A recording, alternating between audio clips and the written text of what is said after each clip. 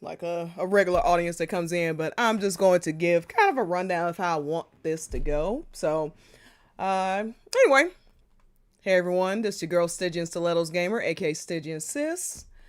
I am back. Whoo, it has been quite a while. It's been quite a year. Lots of news. I can only get to what I can get to because, my God, I mean, ever since the Game Awards happened, the amount of, just the sheer amount of interviews they've dropped since the Game Awards is outrageous. I can barely, every time I wake up, I feel like there's a new one or some part of one that I hadn't seen before that I'm just getting privy to. So, whew. And then just other announcements in general. So we're going to go through this rundown. The chat is not up on my screen, but trust and believe I am looking. So let me make sure yes, I have the chat right here and I am watching. So if you say something just as I'm going, I will respond, of course. StygianSis Fireside chat. Basically, I want to be sort of a, like you come here once a week and you can get the news and then get a topic of the day. Topic or topics depending on what's going on that week or just what I feel like talking about. If there's nothing hot to talk about that at that moment, there's plenty to talk about with the Final Fantasy VII compilation. So literally can just pick out of a hat.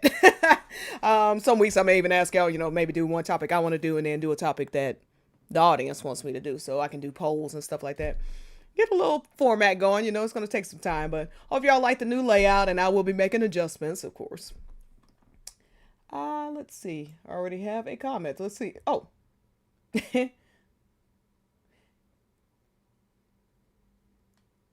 Yes. We are live. So, let's get to the hot topics. Well, no. We'll get to the announcements first. Now, I made a handy dandy little PowerPoint here. I don't know. I've worked in computers all my life. I've dealt with Office. I don't know.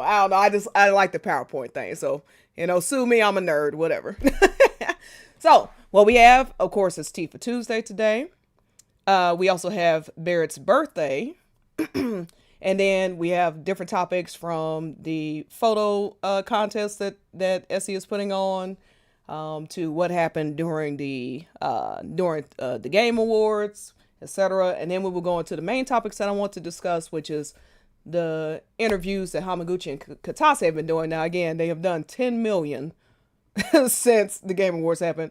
I can't go through all of them since then and before. So I just want to hit a couple of highlights, and then if y'all want me to go more in depth, I will be happy to do that either in another StygianSis Fireside chat or just a stream just on those interviews. So let's get started here.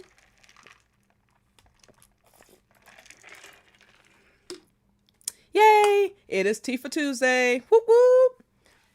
Any day that is Tifa Tuesday, I'm always going to shout out because I love her.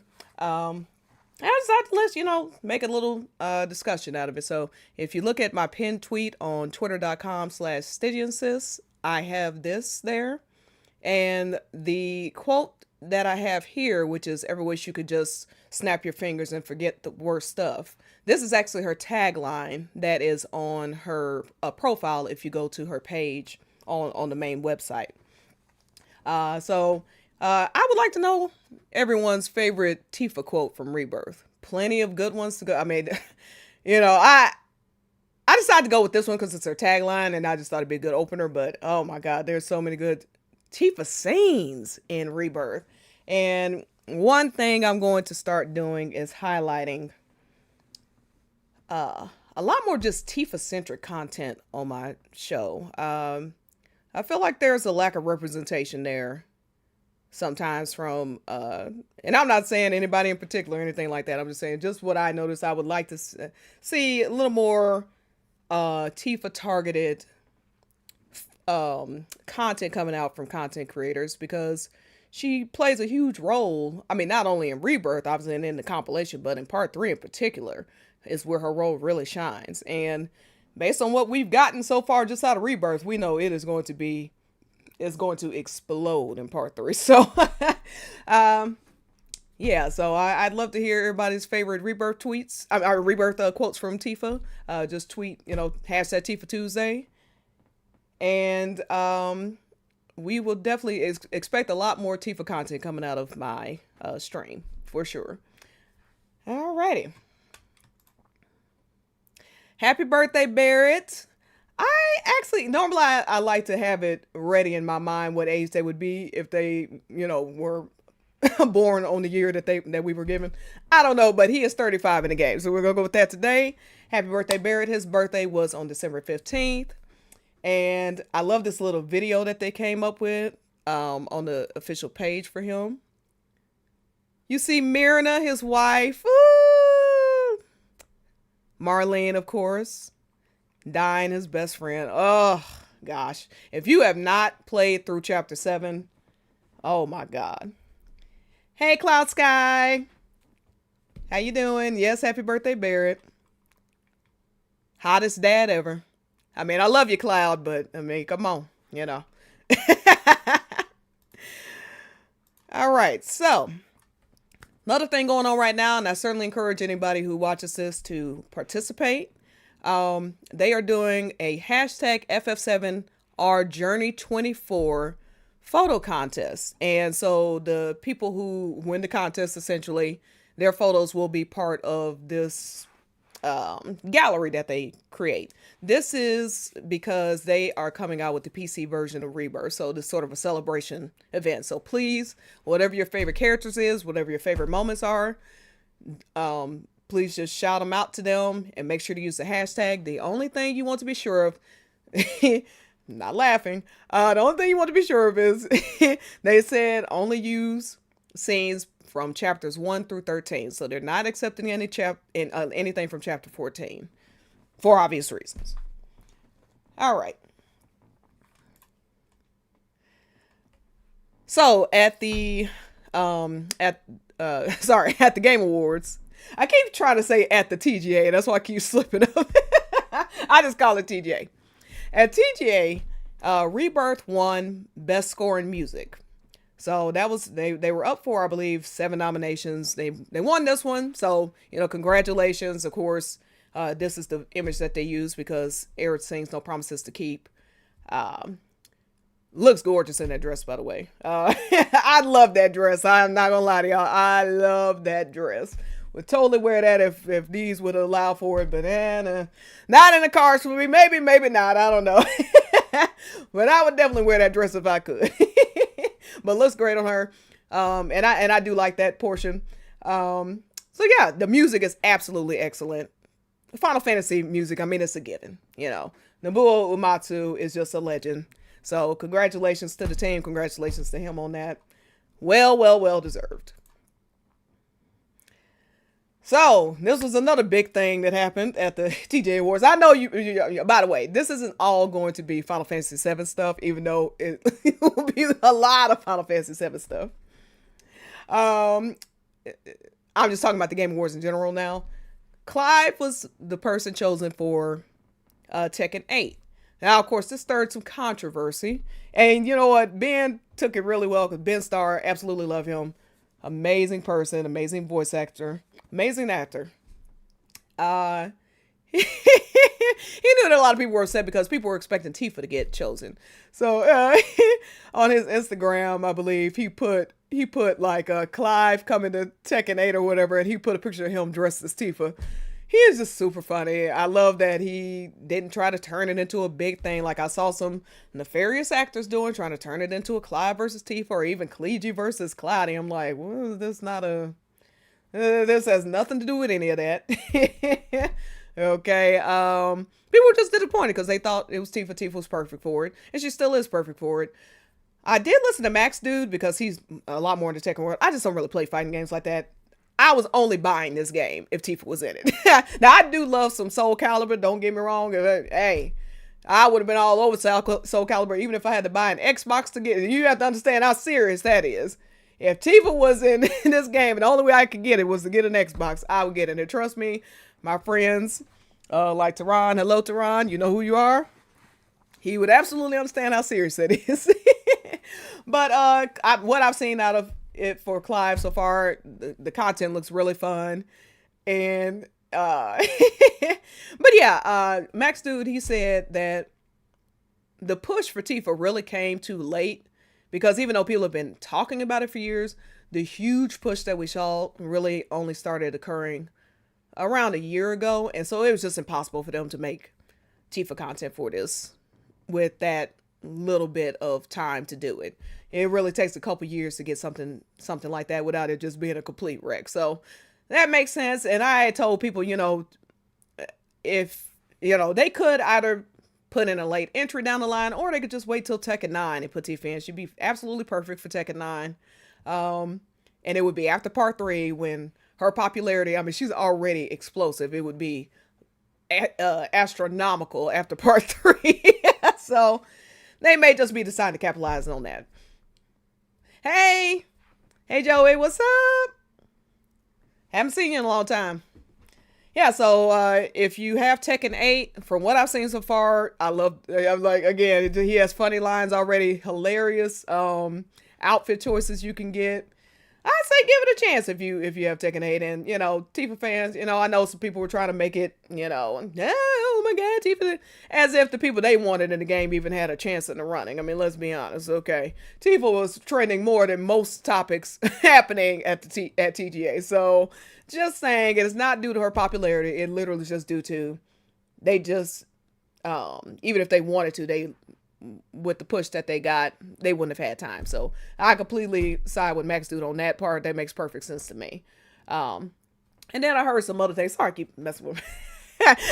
Then I heard some other things like, well, you know what? I won't get to the drama stuff, but just trust me. Let's all just be chill about it. It'll be all right. Tifa's got plenty of time to shine, and her biggest moment to shine is coming up. Quick, fast, and in a hurry.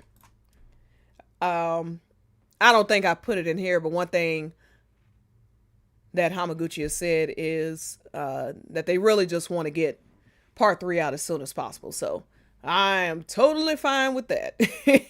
The sooner the better. All right. Next up, and let me put this a little closer so it doesn't look like I'm looking all the way off camera as I do this. All right. As I said, PC announcement, PC version of Rebirth is coming out. So incoming the mods. I know, yeah. Joey said, Tekken 9, here's FF17's main character. We'll cross that bridge when we get there. But yeah, so Final Fantasy VII Rebirth is coming out on PC. They put out a trailer for it. I mean, it's scenes we've already seen. Obviously, it's Rebirth. And here's some goodies you can get if you get it from Steam. It will also be available on Epic Games, as you can see at the bottom here. I guess these would be available on both, so you can get it on Steam or Epic Games. Yes, there it is. Save 30%. And I will definitely be getting it. I cannot wait for the mods. I cannot wait to see what are the most modded scenes in the game, which I can take a gander at. I think we all can, especially Cloud and Tifa fans. And hey, look, I'm not knocking it. If people want to get that cloudy kiss goodness, I totally understand why. Same as how in Remake, one of the most modded scenes, train roll, hug, and flower. Why? Everybody knows why. Well, nobody modding high fives that often. Let me just put it that way.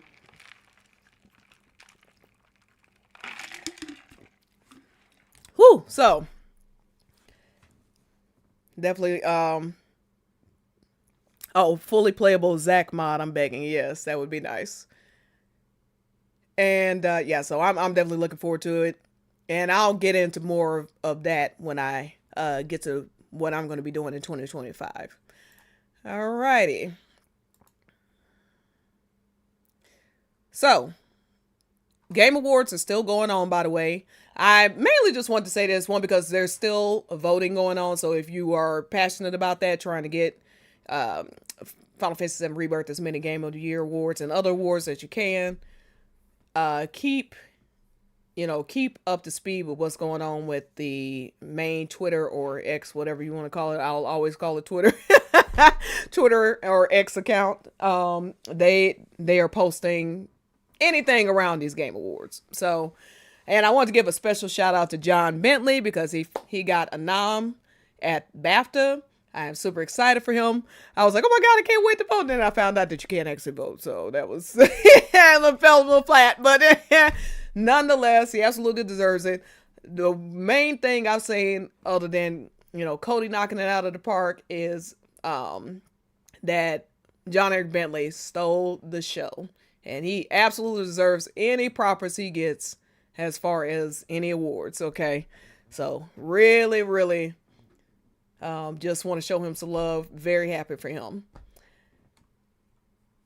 And then this was one that I just saw posted today from the main account. So, the Gaming Bible. So, that's one that you can vote in if you're interested. Yes, John was terrific, Honey Bun. If I keep calling you Honeybee, I apologize because I swear I just keep wanting to call you Honeybee. All right, so something else that was released right after TGA was Magic the Gathering art was revealed. And the artist is actually, if you go to the main Twitter page, or Magic the Gathering, they retweeted. Hello. Oh, hey, Mark, what's up? Hey. Everybody say hey to Mark. Right. You'll be able to see my reaction when you came in. I was like, ooh. Okay. That's hilarious. Oh, hold on a second though. I got to put in some headphones, otherwise we're gonna have some pretty bad reverberation issues here. But I can ut this part out. You go ahead and talk, girl, while I get these headphones. How you doing?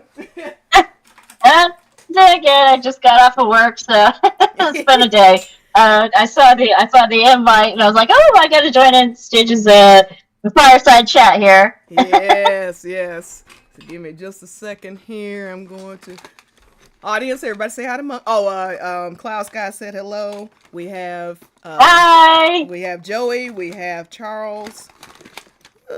Let's see. Let me find some dingy headphones. Here we go.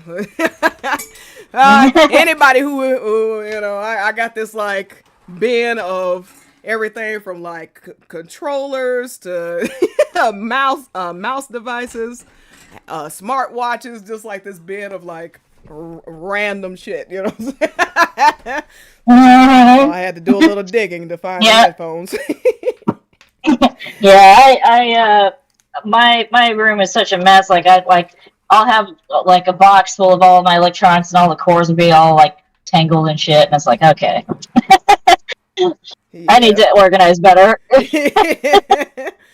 Woo! All right, so All right. So fill me in. What was the topic you were on before I jumped in and threw everything into chaos? I'm just going through a few more announcements. Then you're actually almost pretty much perfect time because we're about to get to the topics. So I was just saying nice. Magic the Gathering art has been revealed for Cloud and Sephiroth. For a second, Monk, I thought I was about to say this was Avid Children when I first was putting this together. I was like, oh no, wait, that's. That's Rebirth, obviously, because I remember playing Rebirth, and I just remember like kind of like my jaw dropping at how similar it was to Avid Children. I was like, did they just copy and paste Avid Children and put it in this game? Now I get what they were going at, but when I first played it, I had no knowledge whatsoever about what in the world they were up to. You know what I'm saying? Like I went in pretty much blind. And so I was like, okay, I swear I've seen this before. But yeah, so it's really beautiful. I don't know if this is all that they're going to put out. I know there's one of Titus and Yuna kissing and some other ones. One day, Monk, we'll get Cloud and Tifa kissing in some of these. I can't wait. Oh my God. That'll be so nice. Yes. Yeah, it'll probably be some part 3 stuff. Mm-hmm. We'll definitely get some like live stream scene art. God, I'm so excited for that. Yes. Okay, well, you definitely got to power through these now. Because I definitely want to talk about it. Yes, Okay. there's so much to talk about now. Yes, and so if you're on Twitter, what I was saying is the artist also was retweeting this. So if you want to give them congratulations, I mean that's an incredible thing to have your art. Like you go from being a fan, kind of like Hamaguchi go from being a fan to now you're part of the experience, and now you're someone people are looking up to. That's amazing. So very happy for them. Yeah. Um, there are a lot of Ever Crisis things happening. So there's lots of new outfits, a new holiday event, basically like a rehashing of the whole holiday event. You got new outfits and old outfits. Uh, you have Vincent and Yuffie who have new outfits, and then the old outfits are coming back. So Tifa, Lucia, Aerith is coming tomorrow, and then Zack would be on Christmas Day. And I don't know who. I imagine Cloud is one of these characters. That's what I've heard. I think I've heard Matt is the other one. I don't know who's gonna drop when, what outfits. I'm personally hoping for Elf or Nutcracker Santa, or Nutcracker Cloud, or I mean Santa Claus. I agree. Mm-hmm. It would. I'll settle for either Santa Claus Cloud or Nutcracker Cloud, because Nutcracker Cloud would be a nice little, tip of the hat to, the little Nutcracker figure. Oh yeah, the one that's bar in the First Soldier. Yeah. If you didn't real... play First Soldier, there's a little banner that they have, and it's in Tifa's bar, and there's a Nutcracker Cloud, like a Nutcracker that's dressed as, or has Cloud's hair and stuff. It's super cute. Yeah, so that's what Monk is talking about. Yeah, that would be cute. Yeah, because I mean, people are saying Santa, but I don't know if they're. I mean, like, Tifa is Santa practically. I mean, I just don't know if they're gonna do 2 Santa outfits or not. I would love it. Don't get me wrong, but I just don't. Yeah. I think Nutcracker or Elf is more likely. Mm-hmm.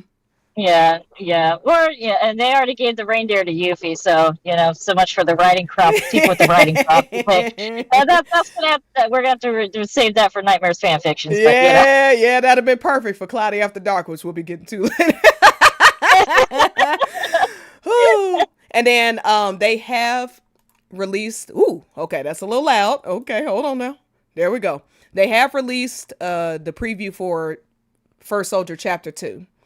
So Chapter 2 involves Angel and Angel and Sephiroth, who was sitting right on screen, and I'm forgetting his name. I swear that photographer has been around forever. Did you notice that photographer just I swear that same photographer has been around for generations. It must be a vampire or something, because he was also doing in the Nibelheim incident, and then apparently now is making a presence in Rebirth. I'm like, okay, it must be part of the same family tree or something. I don't know. But yeah, so if you're still into Ever Crisis, and you want to get more, because particularly First Soldier, that's part of the lore, and that lore does count as far as the re-trilogy. Definitely check that out. All right, next.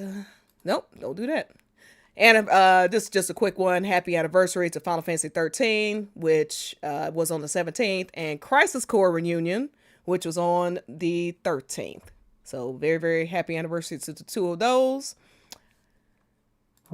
All righty, now, Monk, we get to the first interview from Hamaguchi. The Gooch. The Gooch. I love how, I love how that nickname is starting to catch on now. So, now, I want to say this first, because there might be some new people. Hey, Paul, there might be some new people who haven't listened to me in a while and don't know what I'm about, or what Monk and I are about. We are fans of the story of Final Fantasy VII as it is. We don't go out of our way to be, completely vituperative or completely insulting. We try to keep things, but look, we just gonna tell it like it is, okay? So, part of being an FF7 fan is for me, like part of my enjoyment of it is that I enjoy the canon ships, Cloud and Xerath, okay? The story not only shows that they are the canon routes. I just love those ships. I love those 2 pairings together. So just letting you know, just in case shipping discourse is not, or I mean, I don't consider shipping discourse, Muck. I think we are pretty much in line with this. I just think it's a story, but just in case anybody needs to notice, just letting you know now. There might be a little bit of gushing involved, but we're just mainly going to discuss like what Hamaguchi said and how it ties into the overall story. So, in one interview that he did, I believe this was before the Game Awards, so it was in the last 2 weeks. Hamaguchi was asked during the PlayStation. You remember it was the PlayStation Partner Awards. That's what it was. And the interviewer asked, during the game's gondola date, we get to see a scene where Tifa and Cloud kiss. This is a first in the 27 years since Final Fantasy VII's release. It comes as a real shock for fans. What were your intentions in implementing this kiss scene? Hamaguchi says, well, that's an extremely niche question. Laughs. Right? So there actually was a clear intention behind it. In the first game remake, there's a branching event scene toward the end of the game when we're about to set off for the Shinra building, and that includes a scene where Cloud hugs Tifa. And so in connecting remake and rebirth, we also wanted to have this sense of growth with Cloud as well. And so the team talked about how if Cloud hugged Tifa in the first game, we should try to take things further in the second game. And that's sort of what gave rise to depicting things that way. Now, for a lot of us, duh. Like, absolutely, like that was like a no-brainer, like. and the thing is, like, here's the thing, we were even speculating this just based on like the train roll scene from remake. We're like, their lips are practically touching in this scene. What are they gonna do in the second game? Because they can't leave it stagnant. They're gonna do something in Rebirth that steps up their game from this. But I was also thinking in the back of my mind, okay, they're gonna leave the kiss for the Highwind scene. Like, there was a part of my mind where I'm like, okay, what are they gonna do? Are we gonna get an almost kiss scene like in Rebirth? But joke's on me, we got both. I know, we were like, okay, we were like, oh god, okay, this is a pipe dream getting a kiss in disc 1. Like, okay, we gotta tone it down. Maybe they'll almost kiss. Like, ooh, then that was like, oh, daring. Yeah. But hey, Hamaguchi and Nojima was like, oh yeah, I just love the casual nature in which he answers this question. You know what I'm saying? Like, we were sitting there like, oh my god, this one, okay, who, like, are they gonna kiss? Like, we already knew we were gonna get a kiss. They're not gonna do a remake and not give Cloud and Tifa a kiss. I mean, it's just, exactly. Yeah. Like, whether it happened in this game or part 3, we knew we were gonna get a kiss. Yeah, we were Gucci. Okay, we understood that, but we really started getting a little more daring in our thought process. Like, ooh, okay, I guess it could be maybe Northern Crater, like when they're saying about, or maybe even a lot of people thought the water tower. Now, I would tell you something right now. I said something about an almost kiss on the gondola, but it was the last thing on my mind. I was like, maybe when they go back to Nibelheim somewhere or something. The last place I was really thinking was the gondola. Boy, oh boy. Woo! So, yes, very satisfied with that scene. Look, I'm just gonna say this now. Gold saucer is ours now. Yo, absolutely. Whenever anybody thinks of gold saucer now, like, I'm just talking about, the gaming community, when they think of gold saucer, one of the main things they're gonna know is like, that's where Cloud and Tifa first kissed. Oh my god, yes. Oh my god. All right, so that was the gushing part. Now, to what he said, this makes perfect sense. I mean, you need to show growth, and this is why, so basically what he's saying is that, and what a lot of Cloudies, if you go and look at people's reactions to the gondola ride between Cloud and Tifa, a lot of people, when they see the hug, they're like, a hug? Like, is that it? So we already got that. What the hell is this? See, that's why Hamaguchi and Ujiwa were so smart about this, because it's like they instinctively knew, okay, Cloudy shippers are not going to settle for just a hug. We're going to have to step this up a notch. Otherwise, they're going to walk away going, what was that? Absolutely. They You're gonna be like, wait a second, what the hell up? We waited 4 years for that? Like, no. And that's part of what our thought process was, Monk, as we were getting closer to the game. We were like, there's just no way. How do you possibly outdo the train roll and the hug without a kiss? Because they're not gonna jump to sex. That's part 3. You know what I'm saying? So like, what are they gonna show? You know, Exactly. there's gotta be a natural growth. And a lot, there's got to be growth going into the Highwind scene. Because one thing for people and by the way, I'm sorry, this is full of spoilers, not just a Rebirth, but just the compilation. I'll put a spoiler alert in the video when I repost this. Because I'm trying to start getting to the point where I'm actually giving spoilers for when, like, okay, this is going to be a total spoiler part. Because the thing is, the way that they have to approach it, and part of what sparks debate about this is Cloud and Tifa were supposed to be this twist surprise in this too.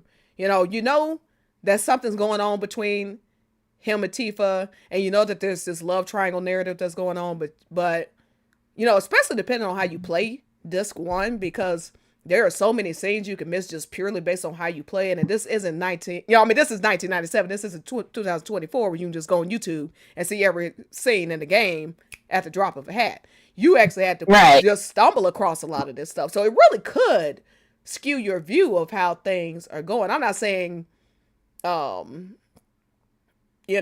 ship is actually valid or another versus what you see. What I'm saying is that there are things you can miss that make it way more obvious that what's actually going on, the clues, if you will, that lead into this too. So this too is this big surprise. Whereas cat's out of the bag, as I always say, 27 years later, everybody knows Cloud and Tifa end up together. So now they have to come up with kind of new approaches as to how to do this. So they're doing a proper build up this time. Now that it doesn't have to be a big twist or anything. So yeah, it makes sense that they would go from the skin shift that they had in the first part, but they still were kind of towing that line, like we still aren't crossing that line, but now they've crossed the line. I mean, it's not just the kiss. The Gongaga is crazy. Gongaga was where it definitely crossed over into, okay, we know that we're not just friends here. Yeah. And the thing is, the thing is like, but Cloud has a little bit of that in Remake. In fact, the developers even described his hug with Tifa as him feeling like he crossed the line with her, but not really. He's being kind of unsure. Mm-hmm. Gongaga, you can see the realization in Cloud's face, especially when Tifa when she turns and looks at him. And his eyes kind of widen there, and his mouth drops a little bit. It's like, okay, that's where it is. Exactly. That's the moment. That's the moment. Yeah, it was pretty obvious. All I can say is, Cisne better thank the gods that there were other people in that house. Because let me tell you something. That would have been the Highwind. It would have been called the Cisne bedroom scene at that point. It would have been would have had a whole new name. No, exactly. Well, no, it's like what Cloud wanted to do in Chapter 3 of Remake would have actually happened. Oh yes, yeah. Because in Chapter 3, if you don't know, the Ultimania says that he was disappointed. He one description even said anticlimactic. What happened in Alone at Last. And just think about the title Alone at Last. Like, come on. Like, this is obvious. What kills me is the little that moan that he lets out when she starts walking towards him. I'm like, oh my god, the developers are wild. Oh my god, it is crazy. And so it's hilarious. And so yeah, and another thing that this did, like, so for one, they're just like, yeah, this is obviously how Cloud and Tifa's relationship would go, because they're the canon couple. I mean, it's just like, yeah, that's like, yeah, of course, it just goes from a hug to a kiss. It's just how, Makes perfect sense to us. Makes perfect sense to us as well. Thank you, Hamaguchi. But we like that he ties it to Cloud's growth as well. Just growth as a character. And so that's beyond shipping. That's not a matter of shipping. You're talking about core character things. And then another thing is it is just another slap down of the idea that, oh, these are just branches. Because yes, he mentions branches scenes, but what's the point of tying a scene that doesn't matter into Cloud's growth? That doesn't make a whole lot of sense. Okay, the point is, Rebirth is about bonds. And you see this natural progression, as Paul says, of his relationships with all the characters.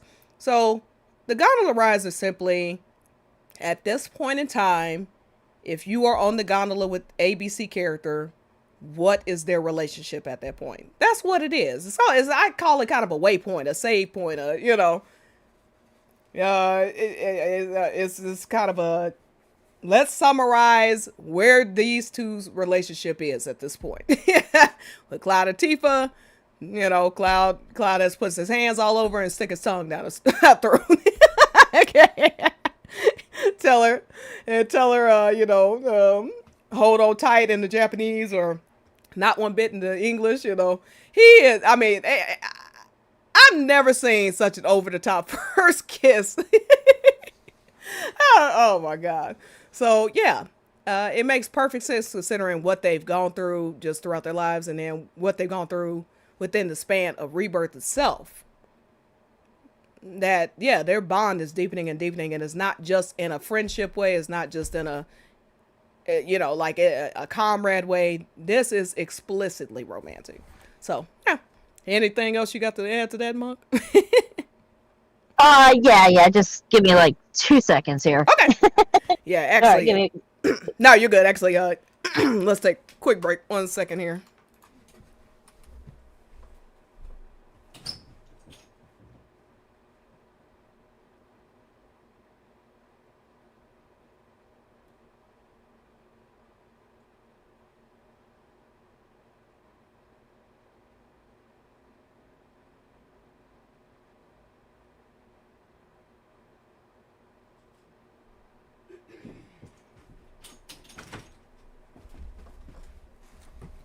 Alrighty.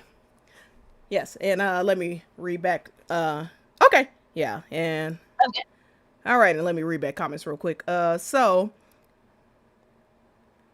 gondola was the perfect spot. That is right. Nightfire. Hello, Nightfire. Meant to say hi earlier. Peach Mari said it was. Nightfire, it was a lot of no, then yes. Oh, was my great screenwriting professor taught us boo, and then yeah. Oh, okay, I got you. And then last comment, every reactor I've seen was baited with the hug, lol. Yes. Well, and just because, I mean, just not to nitpick, honey. Hey, even Max, like Max was like, he was cracking up too. Like he was still so hung up on Cloud reaching his hand out. He's like, oh, so he's going in for the strong handshake. He was still cracking up, even as Cloud and Tifa were, shoving their tongues down each other's throats, because he was still hung up on the handhold. Yes. He was like, oh my God. He was like, whoo. Yeah, because, but Hamaguchi and Katase and, Nojima Nomura, yeah, they all knew that would be the reaction if Cloud just hugged Tifa, or just, like, now there's a big difference though. Like, he does give verbal confirmation of mutual affection before any of this even happens. But point being, visually, exactly. It's just like, wait, so we played through 12 chapters just to get a hug? Like, we already got a hug. Like, what the hell is this? Exactly. And people might misinterpret that. That's why when you get the intended outcome, which is the intimate outcome, you have standard and you have intimate. That's what they're actually called, not low affection and high affection, because I think certain people have completely bastardized that idea, and so the devs are like, we toss it out. Oh yeah. Okay. Exactly. Yeah, and I mean, the hug is a nice gesture in and of itself, but really the emphasis more is on what Cloud says right before it. Yeah. That's what makes it so disjointed. Is if Cloud just wordlessly ran up to her and hugged her, you could interpret that a number of different ways. Mm-hmm. But if he's telling her not one bit, and then he's going over there hugging her, and then you're like, okay, putting his hands all Cloud, over her, hugging her, kissing her. Mm-hmm. Yeah. Yeah. But yeah. So yes. But so the main thing that made a lot of us excited once this interview came out is like, okay, what does this mean for part 3? Because now we've gotten the kiss. Mm-hmm. So where do we go from here? Mm-hmm. And the thing is like, it was smart the way they did this, because now of course people, they like to somehow denigrate, these quote unquote branching scenes as to mean that they're not important or whatever. But I see it more as like an indicator. This is an indicator of where Cloud stands with each of these characters. Each of these relationships is given the opportunity to shine in their own way. And you as a player, as you're going through these different quote unquote routes, I don't like that word, but let's just use it for the sake of this discussion. Each of Cloud's different relationships with each of these characters has importance to the story in its own right. So, like when you get up there with Barret, he opens up about his relationship with Myrna, and you get to hear about how he met Myrna. And if you go up there with the guys, you have this funny little dialogue with Kate Sith and Sid and Vincent. Mm-hmm. And each of these different scenes carries its own. And like if you have Yuffie on there, then she goes into this interaction that she had with Zack and how it shaped her youth, and this puppy love that she developed for him and stuff like that. Absolutely. So all of that is lore. It's not non-canon lore. Like, that's still the feelings that Yuffie has. You just didn't see it on your particular playthrough, but it's still part of FF7 lore, and it's still an indicator, like, of where Cloud stands with each of these different people. Exactly. And so it's an indicator of where these relationships are going to go going forward. And so now we know that Cloud and Tifa's relationship is explicitly romantic. Absolutely. In nature. And not only does that, for Cloudy detractors, the massive issue with that for them is not only does it contextualize their relationship from this point forward in the retrilogy, it contextualizes their entire relationship throughout the compilation. Because absolutely, we are backtracking. This is the beginning of the compilation, which is OG. So if they're showing that at this point their romance was explicit enough to where a kiss would make sense, then everything that happened after that is explicitly, whether it's shown or not, it's not the point. They are forever out of the just friends category. Forever. Yeah. Okay. Exactly. Yeah. And so, and this again will like people like us, we don't need Advent Children contextualize for us. We understood the implications of Cloud Strife moving his ass in with Tifa. Yeah, so not with Eric. No, not with Eric. Oh God. Freudian slip. That's gonna get clipped.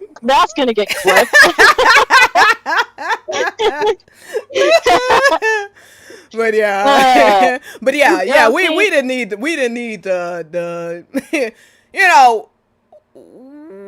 we were playing, when we were watching Advent Children, we were paying attention to what was going on. So we didn't need it recontextualized for us. When we were reading On the Way to a Smile, we understand a man isn't living with a woman for 4 years and for no reason. He doesn't have any bio kids with her. He's world savior. He can go on his own, do whatever he wants to. Even if he wants to help raise Denzel, he doesn't have to live with Tifa to do it. He can go anywhere. What's keeping him there? It didn't take it didn't take anybody these two kissing on screen for me to have common sense about this. You know what I'm saying? Exactly. But for anybody else who wants to be, ignorant about this, now the excuses are gone. You've seen them kiss on screen, so now you know forever that whatever was going on between Cloud and Tifa post OG, everything that was happening between them on this 2, everything was romantic in nature, and it also again kills this talking point that, oh well, if only Aerith had lived, then Cloud would have been with Aerith.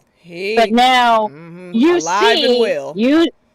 You see her alive and well, and again, they want to say, oh, well, this only happens in a branching scene, but then you have Gongaga, which they cannot offer an actual explanation for, where Aerith is right outside the door, and Cloud and Tifa are about to kiss. And I'll never get over that door opening and him seeing Aerith standing right there, and he didn't have no reaction. I don't mean like, oh, Aerith, I said, oh no, it wasn't like when in chapter 2 when she grabbed his arm talking about it's a date, and he nearly had a heart attack. Went all wide-eyed at Tifa when he knows he's been laid up in this bedroom all night with Tifa with the door closed. Opens the door after Yuffie and them have been saying kiss kiss. Door flies open. He sees everything. He's like, hey girl, what's up? He didn't even say that.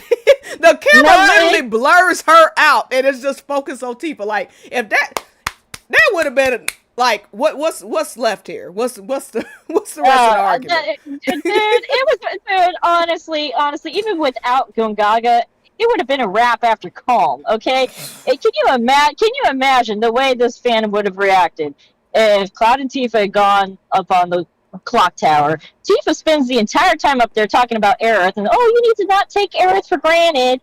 And then she goes and proceeds to tell Aerith, oh, me and Cloud were on a date. She's holding on his arm, and then Cloud looks over at Aerith, is frantic, and then is like, no, don't get the wrong idea. And then he looks at Tifa and he just looks depressed. And then starts pulling his arm away from Tifa, trying to get her. Like, come on. Anyway, I'm just saying, this LTD was always fake. I'm sorry. I don't know how else to put it. Girl, I would have stopped being a Cloudy shipper. If that scene had existed in reverse, I would have stopped being a Cloudy shipper. I'd be like, oh, that's a wrap. I might stick around for part 3 just out of brutal curiosity to see where they go with this, but that's a wrap on that. Morbid curiosity.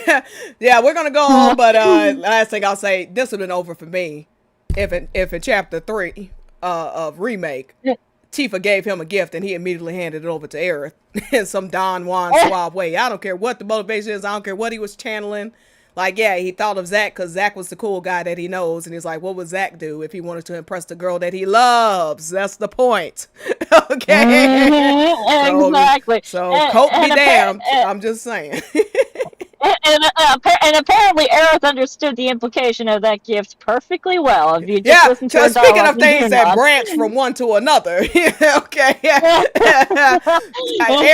Aerith's branching dialogue from Rebirth tied to the fact that he gave that flower away to someone else. See, Aerith ain't nearly as naive as, and that's putting it kindly, as naive as some people are being about this situation.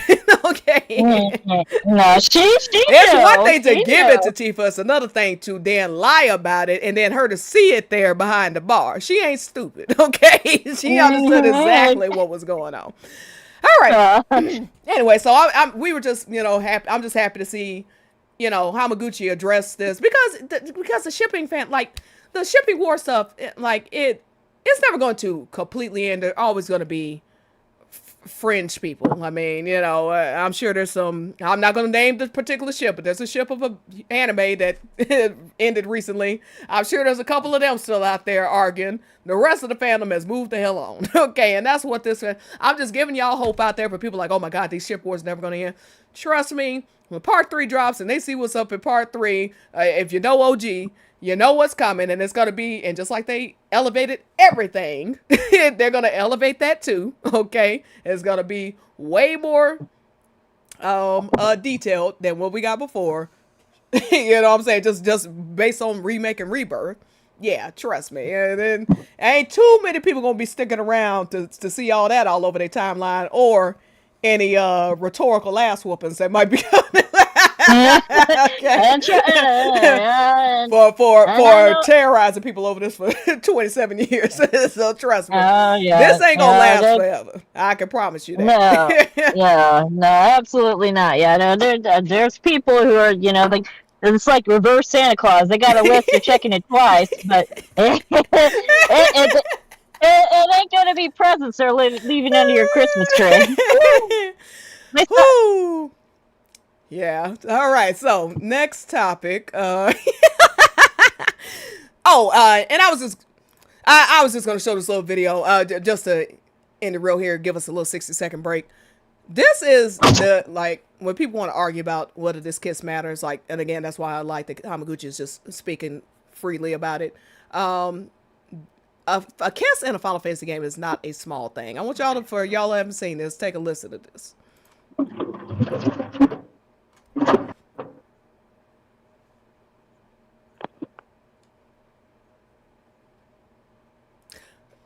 Actually, I don't think y'all have sound for this. yeah, Yeah, I was like, wait a second, I don't think there's sound here.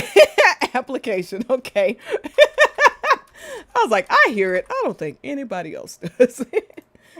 We'll be clipping that out. All right, so oh, here we go. Okay, there we go. Did you know? In the 40-year history of the Final Fantasy franchise, only 6 protagonists have shared an on-screen kiss, and it is always with the intended love interest. Cecil, Squall, Titus, Noctis, Clive, and the latest, Cloud Strife sharing a kiss with his childhood sweetheart, Tifa Lockhart. In Final Fantasy, a kiss seals the deal. No matter what romantic options a protagonist has, only the true love interest gets an on-screen kiss. There are no exceptions to this rule. Along with decades of evidence to support Cloud and Tifa's love, Rebirth confirms once again what we already knew. Cloudi is canon. And I know you probably still couldn't hear that, Monk, but don't worry about it. You've seen it before. Yeah, so that is part of my my series that I'm doing called Cloudi Fun Facts. So if you have not checked that out, check that out. It's YouTube Shorts and TikTok, though. We're not sure if the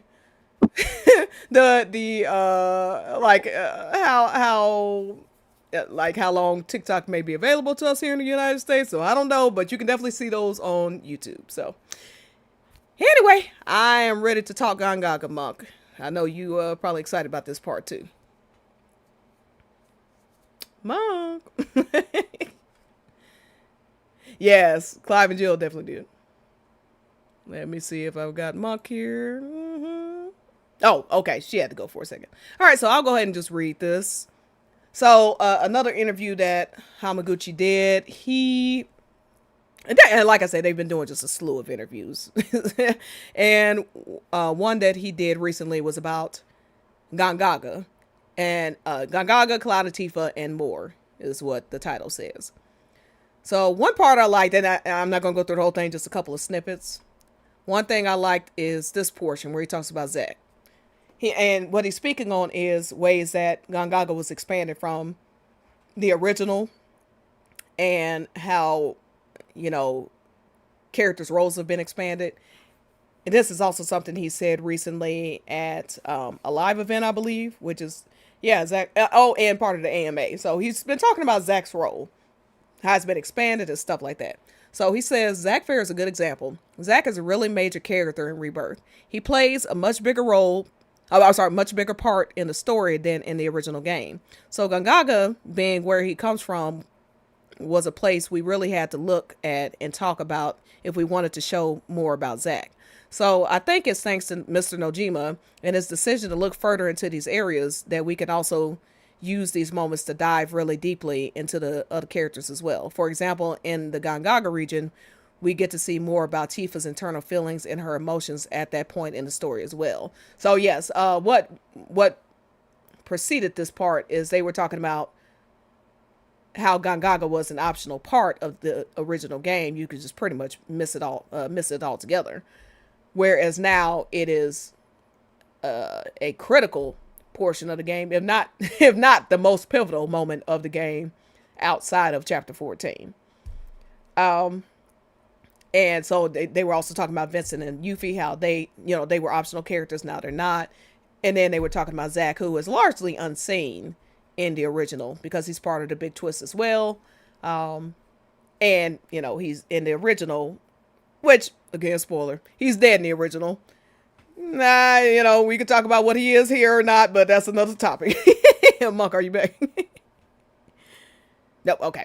All right, so, yeah, and what he said recently that I saw is because a lot of people asking about Zack, you know, not only his role here, but just like what they can look forward to in the future. And he said that there were people who were saying that they hope that Zack gets a happy ending, and he was basically like, I think y'all will really like what he gets in part 3. So I think so too. Sorry, I had to step away from I know, I was just filling in I was just talking until you got back.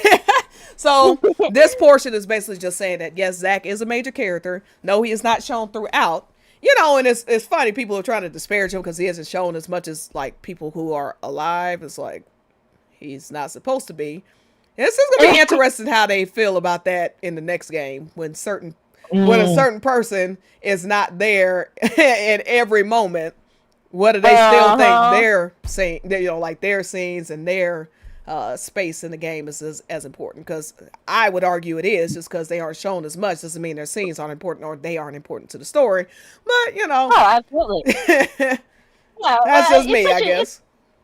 Yeah, well, it's such a disingenuous argument too, because I mean, again, it comes from not having a proper respect and a proper appreciation for the actual roles of these characters. Like, just because Zack is dead doesn't mean he doesn't still influence the story in some way. And just because a character has influence over the story doesn't mean they have to be alive. That's why I always laugh at, you know, these takes where, well, Aerith hasn't gotten her final weapon yet, so therefore she must be alive. And it's like, well, we've seen, thanks to Zack's scenes in Rebirth, that she doesn't necessarily have to be with the party to get scenes where she is playable and is able to fight. He gets a Zack gets a synergy attack, and last I checked, he's carrying a weapon too. I mean, man, like, and in fact, there was you know, again, spoilers here. There was a pretty significant portion of the ending that was dedicated to Zack hacking and slashing alongside Cloud, and also by himself. Mm-hmm. And my guess is, I know nobody said that. Well, maybe somebody said it. My guess is Zack is going to get an ultimate weapon too. It's just throwing that out there. Yeah, it is entirely possible. And yeah, I would not be surprised at all. Not surprised at all. Of course, I don't know for a fact about this. This is just speculation. But at the very least, he'll get some ultimate limit break. He's going to get an ultimate something. Yeah. Yeah, but I would not be surprised at all to see Zack and Aerith having their own synergy attacks. Mm-hmm. Would not be surprised. Oh yeah, I fully expect it. I mean, because the way I see it is, you know, they'll be doing whatever they're doing. They're going to be doing for the live stream, but eventually they do reunite, so it just makes sense they're going to fight together. You know, that makes sense. Exactly. And the fact that they said that, you know, Zack would not be you know, shown throughout, that again just lends more credence to this theory that, you know, Zack and Aerith's portion in part 3 is probably going to be very reminiscent to the way it was handled in Rebirth. Exactly. Where it kind of cuts away from the main party and whatever's going on inside of these live stream dream worlds, whatever the hell you want to call them. Yeah, it'll cut away and it'll show what's going on from their perspective and their point of view. Mm-hmm. Yeah, I definitely think we could see some synergy attacks. Yeah. So I'm actually I'm interested to see how they go about that, because obviously anything that happens within the live stream we didn't get in the OG. So this would be in that sense, it'd be completely new content that we'll get. So that'll be exciting as an OG fan to have some uncharted territory to work with. Oh yeah. As long as they do it sparingly. The main thing I just want to make sure is that they don't overdo, you know, like going back and forth between like give us time to be where we're at, you know, and then just kind of like what they did. And I think it was well done, personally, what they did with Zach in this one. It didn't feel like, oh, here's Zach again. Like, my God, okay. You know, it was like, okay, here he is. Popping up every 5 seconds. Yeah, exactly. It's like too much of a good thing can sometimes be a bad thing, you know. And the thing is that part of this, you know, this theme of losses, you're going to have time to actually miss these characters. Well, we'll get it. Girl, we'll get it. I promise we're going to get into that in a second. Let me. That's coming up. Let me not get ahead of myself here. Yeah, okay, Tifa. All right. So they say let's talk more about Gongaga. What Tifa sees in the live stream echoes the original game, but it's been brought forward in the story. Why was this done? Hamaguchi says the reason that was put there was because it was meant to link to the next area of Cosmo Canyon. It's subtly, I cannot say the word, setting up the scene where the characters are all around the campfire and they're talking about their past, where they grew up, their worries and fears. It helps make Tifa and her emotions that she shares at Cosmo Canyon that much deeper. That makes sense. Not only is it foreshadowing what happens in part 3, which Hamaguchi said in an interview before Rebirth came out, but it's not just foreshadowing that, it's direct foreshadowing of events in the next chapter as well. So it's important to both the future and the present, obviously.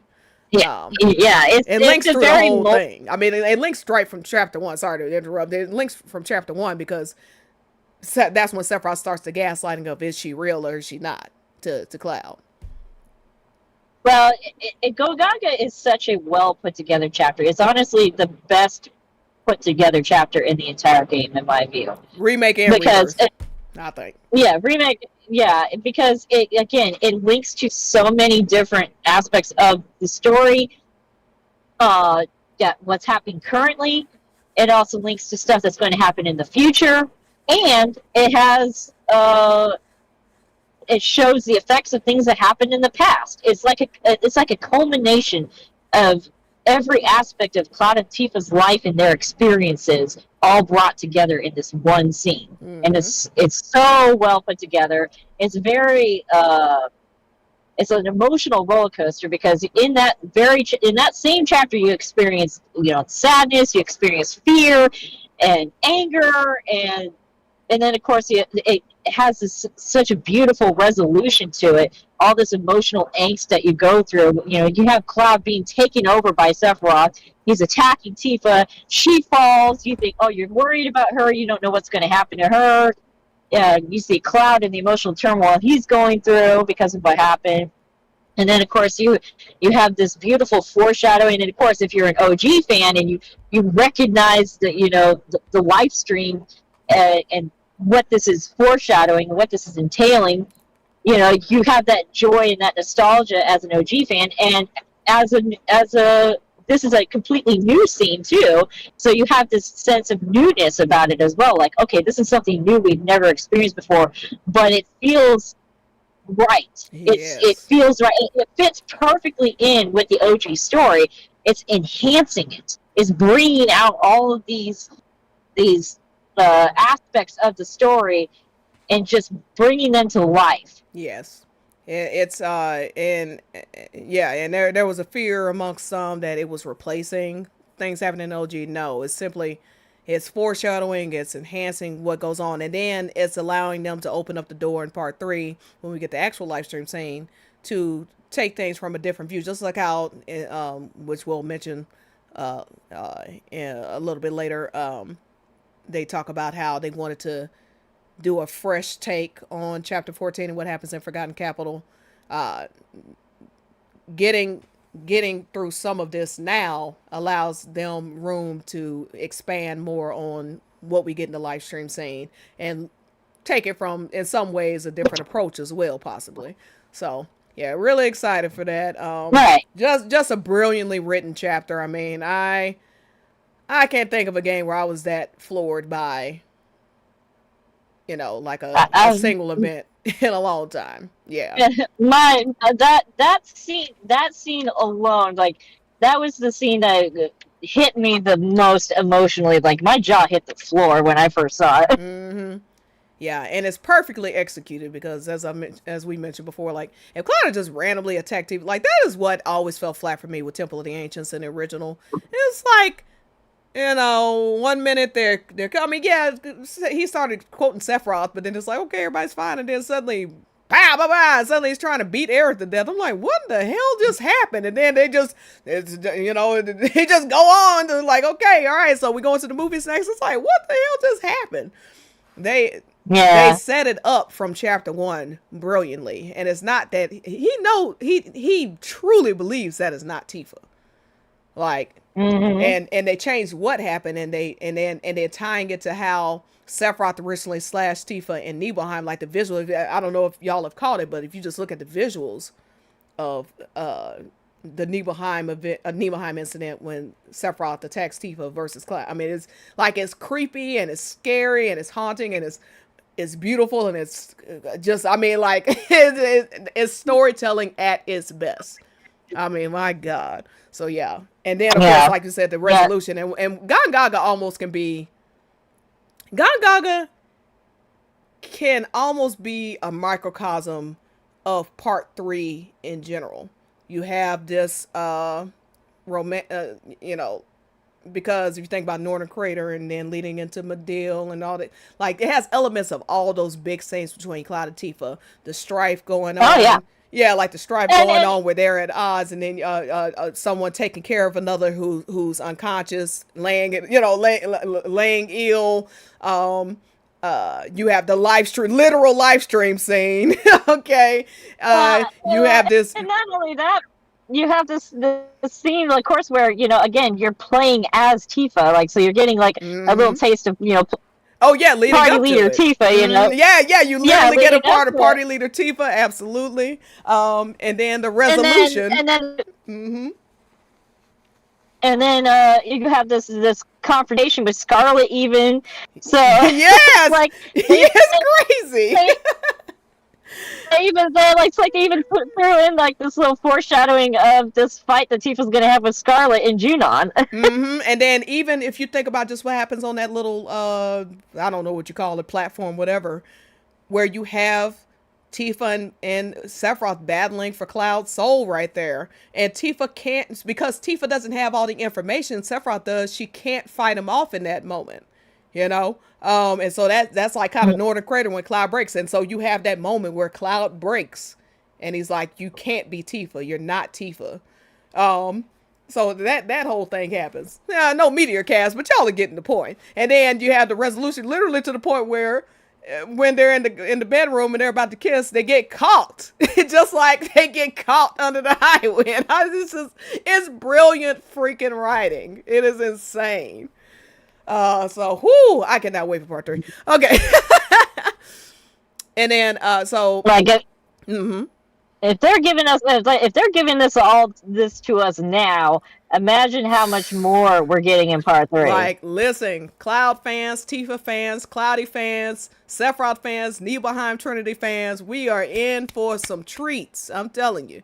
And I'm just gonna predict right now, there is going to be I really feel like there's going to be some kind of battle between Sephiroth and Tifa. I don't know when or where, but I feel like a 1-to-1 square off is coming down the pike for these two. They are building that up. Like, Rebirth really floored me with how much Sephiroth has just put Tifa in his crosshairs, more than Aaron, which is crazy. More than Cloud sometimes. Like he straight up ignored Aerith until like the last 2 chapters of the game.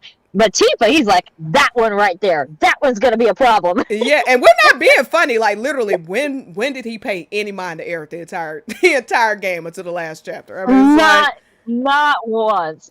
And I dare say not even chapter 13, other than the fact that he sick Cloud on her, was like, hey, go get that black material by any means necessary.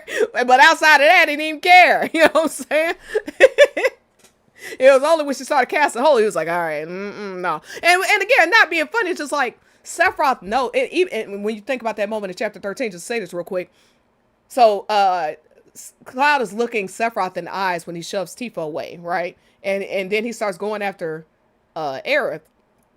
And Like the thing is, he's crawling. It's so heart wrenching because you see Cloud like crawling on the ground like a dog trying to get this black material, and you're just like, oh my god. And then as Tifa's trying to stop him, he shoves her away because Sephiroth, like he's staring Sephiroth the eyes in complete trance. But Sephiroth still stops Tifa with those whispers because he knows if Tifa has the time, if he can look him in the eye now that he knows she's the real Tifa, if she can get him to look at her and listen to her words. That's why he says your words can't reach him now. He knows that she can break his trance. Sephiroth knows Tifa is the real threat here for Cloud. Aerith is the threat around the planet, taking over the planet, but Cloud, Tifa is 100% the threat. No doubt. Oh, absolutely. Yeah. And again, this is indicative of the two roles for the two different heroines. Aerith's role pertaining to the planet and stopping Sephiroth's plan for summoning the meteor and destroying the planet, and Tifa, her role is to save Cloud. Absolutely. And to break him free of Sephiroth and Genova's influence. Mm-hmm. And this is a perfect segue into the next part that Hamaguchi says. So it says the scene where the interviewer says the scene where Cloud loses control is also shocking. How difficult was it to find how far you could push that without it seeming too much? Hamaguchi says Cloud is obviously being influenced by Sephiroth, and he's starting to act oddly and do strange things. But one of the ways we grounded him in these scenes is to have Tifa close by. She's there to ground him. As she says, he saved her before. Now she offers to save him. At the same time, she's got her own worries. So maybe, so Cloud may be supporting her in a similar way. There's quite an interesting dynamic between them. That is, and then later he says, because we have Mr. Nojima in charge of story and scenario, we trust him and rely on his judgment. So if it's something people like, such as the way Cloud walked the line there, it's entirely thanks to him. We should be praising his efforts. First off, just want to give a shout out to Nojima. That's my king right there.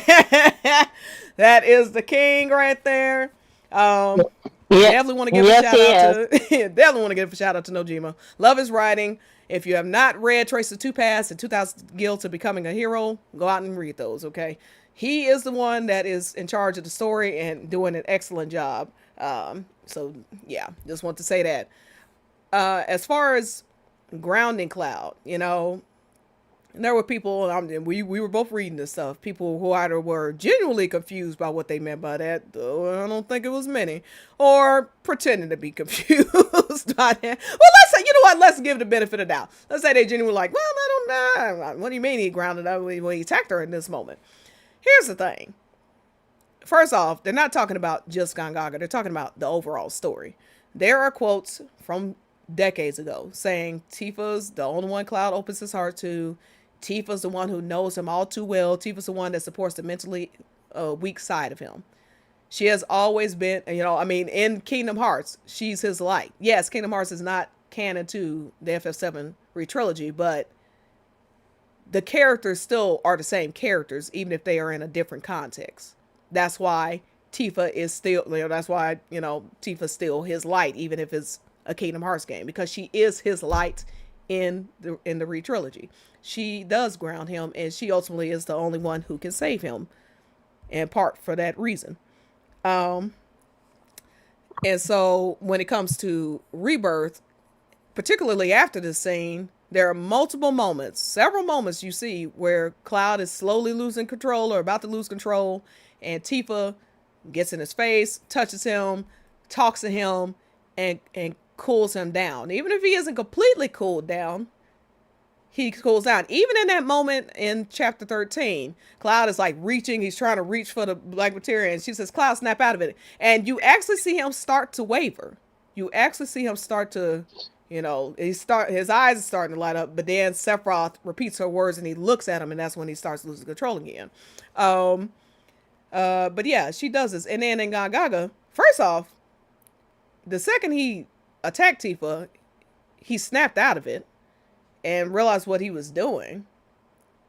And who knows if we don't know what he could have been capable of after that. He was already like in deep, you know what I'm saying, Monk? Like we don't know what would happen if the Tifa hadn't been there. Okay. As to what carnage he might have. He just killed like 20 people behind him as it was.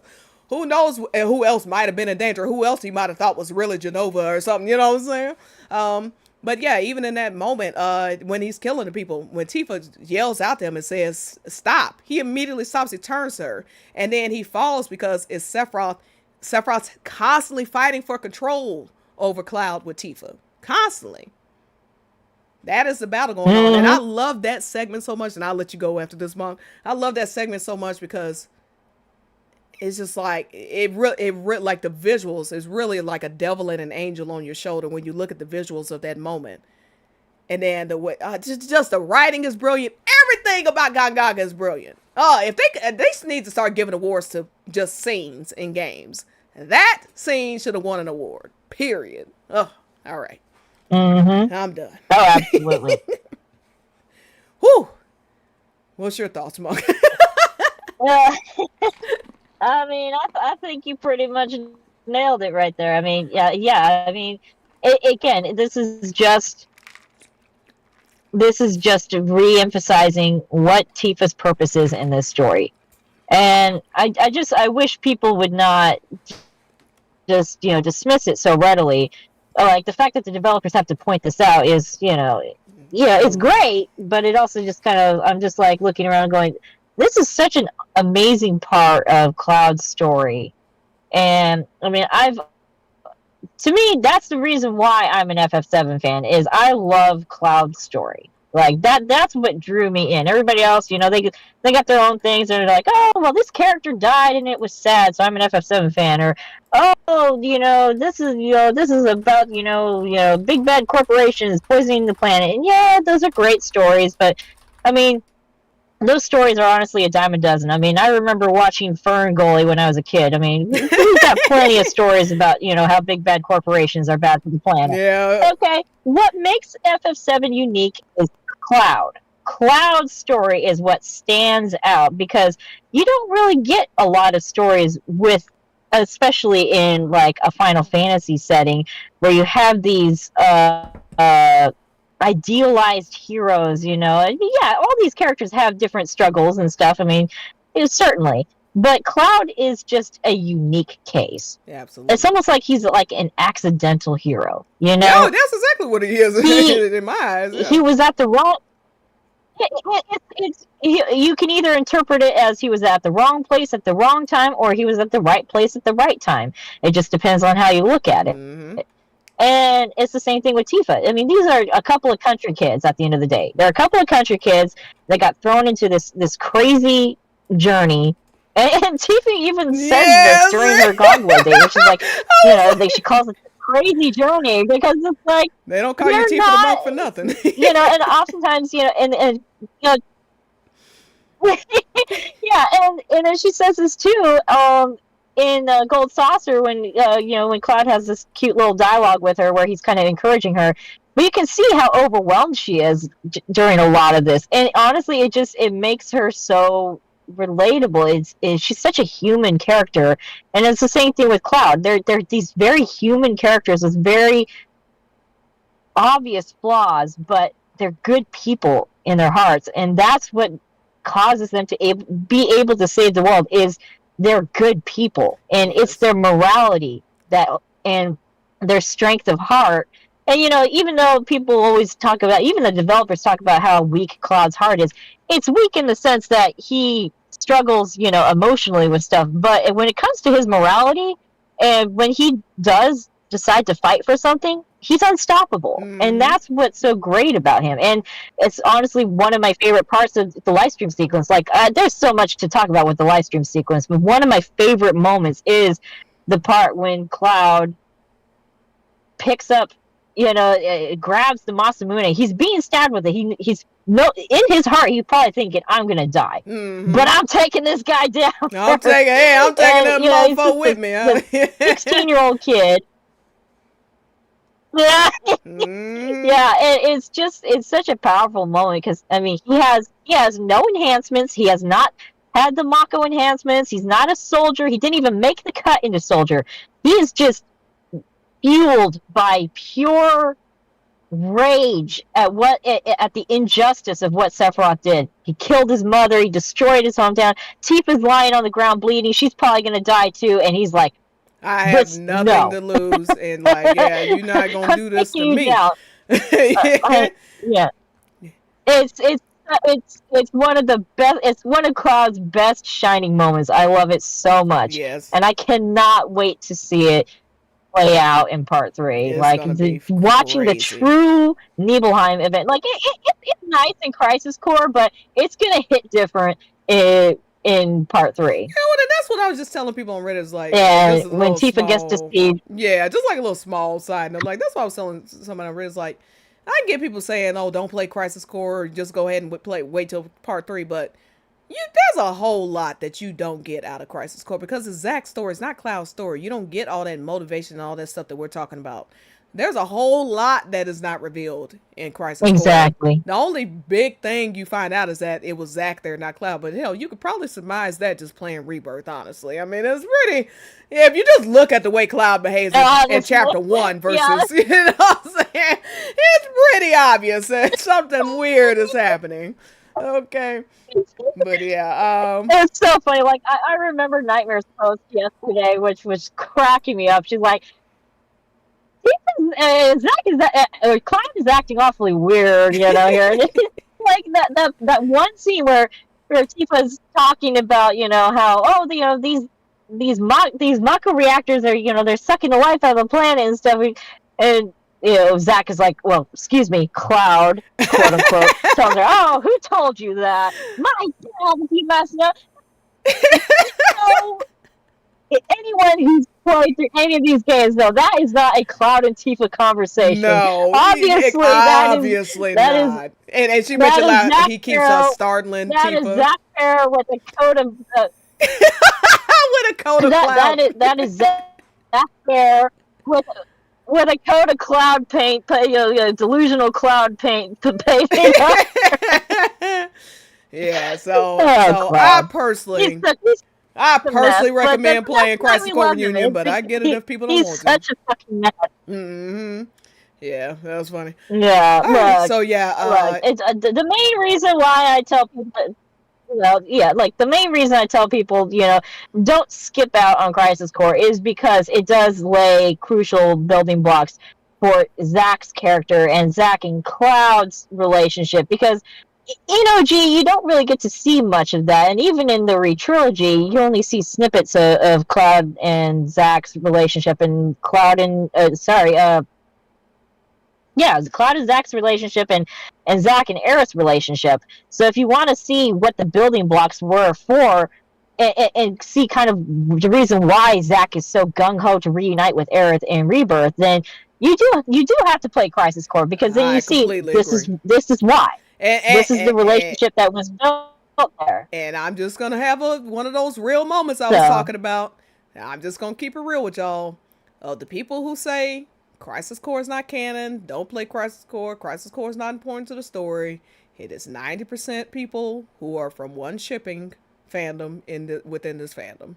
And that is for a reason, because if you play Crisis Core and you know the context and what Zack meant to Cloud and Zack meant to Aerith, it deconstructs Cloud and Aerith as a romantic couple before you even start the game.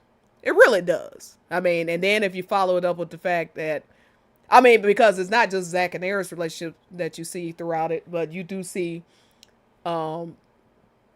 important things around Cloud and Tifa's relationship. And then if you follow it up with Traces of Two Past and 2000 Gilda becoming a hero, for God's sakes, I mean, what's the discussion left? You know, the LTD is not real, as Eric said, okay? But yeah, so I personally recommend playing Crisis Core. But anyway, I doubt anybody who wants a spoiler-free thing is going to be watching this anyway. So that's probably falling on deaf ears, but that's just my advice to whoever might hear it.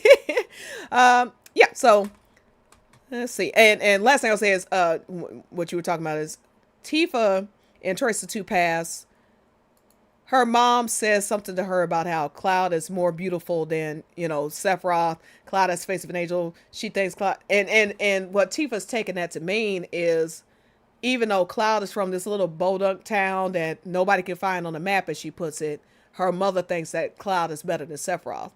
And it does inform you, not that that's solely why she thinks Cloud is better than Sephiroth, but she's always had a high opinion of Cloud in the first place. And she doesn't think, like, just because he's from a small town, he can't be here. It's the same. Ironically, it's weird the way people put Tifa down. Some people, Tifa haters, put her down like, oh, she's just a country girl. She doesn't know anything. She's just a bartender, blah, blah. Cloud ain't nobody either, if those are your parameters. He's just a country boy. This is just a boy who had a crush on the girl next door, wanted, that turned into love, wanted to impress her, and accidentally saved the world in between that and actually getting with her. I mean, that's what you could boil Cloud Stripe's story down to if you're just going to make it a blurb. I mean, this really is a girl next door coming of age love story that's happening for Cloud's personal journey. There's just a whole lot of stuff that happens in between. That's why it's a slow burn, and he gets the ultimate payoff in the end. Doesn't mean that his relationships with other characters don't matter. Doesn't mean that there's not a hell of a lot of stuff more happening. It doesn't mean that Final Fantasy VII is a love story. But Cloud's story, at the root of it, is a love story. And that's why, to me, and I'm not trying to knock anybody, because people of the fandom have all the different opinions. But to me, it really does a disservice, not only to Cloud, but to the story of Final Fantasy VII, to ignore this aspect, because it is a huge aspect of Cloud, especially once you find out stuff in Part 3.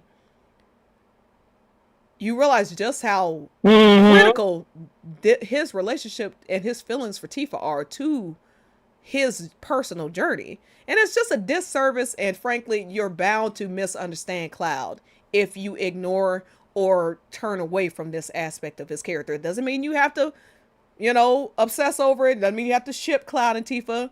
You don't have to ship Cloud and Tifa any more than you have to ship Lucrezia and Vincent. But you know what? If you try to ignore or take out the fact that he was in love with Lucrezia, you don't understand Vincent Valentine. And you cannot understand Cloud Strife in the same manner if you ignore this aspect of it for whatever personal reasons you want to.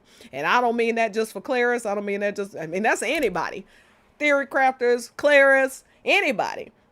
You can't just ignore this huge portion of his life and get the story right. To me, that's just, that's exactly. So yeah, and that's just a general one last thing to the before family. Mm-hmm.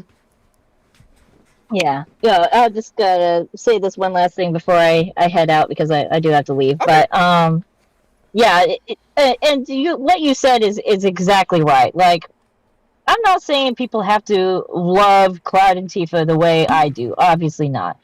I just would like to see some basic respect put on the plot, on their impact on the plot. And what they contribute to the actual story. And really, like, an acknowledgement of really what spurred Cloud to try and become a hero in the first place.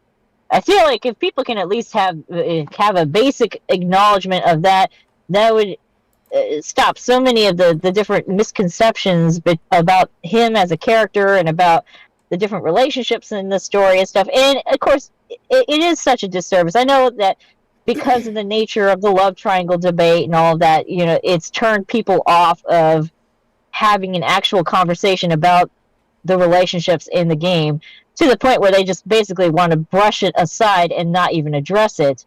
But that's a disservice to the characters and the story, because this story is, people will say, oh, this isn't a love story, da-da-da-da-da. Well, yes and no.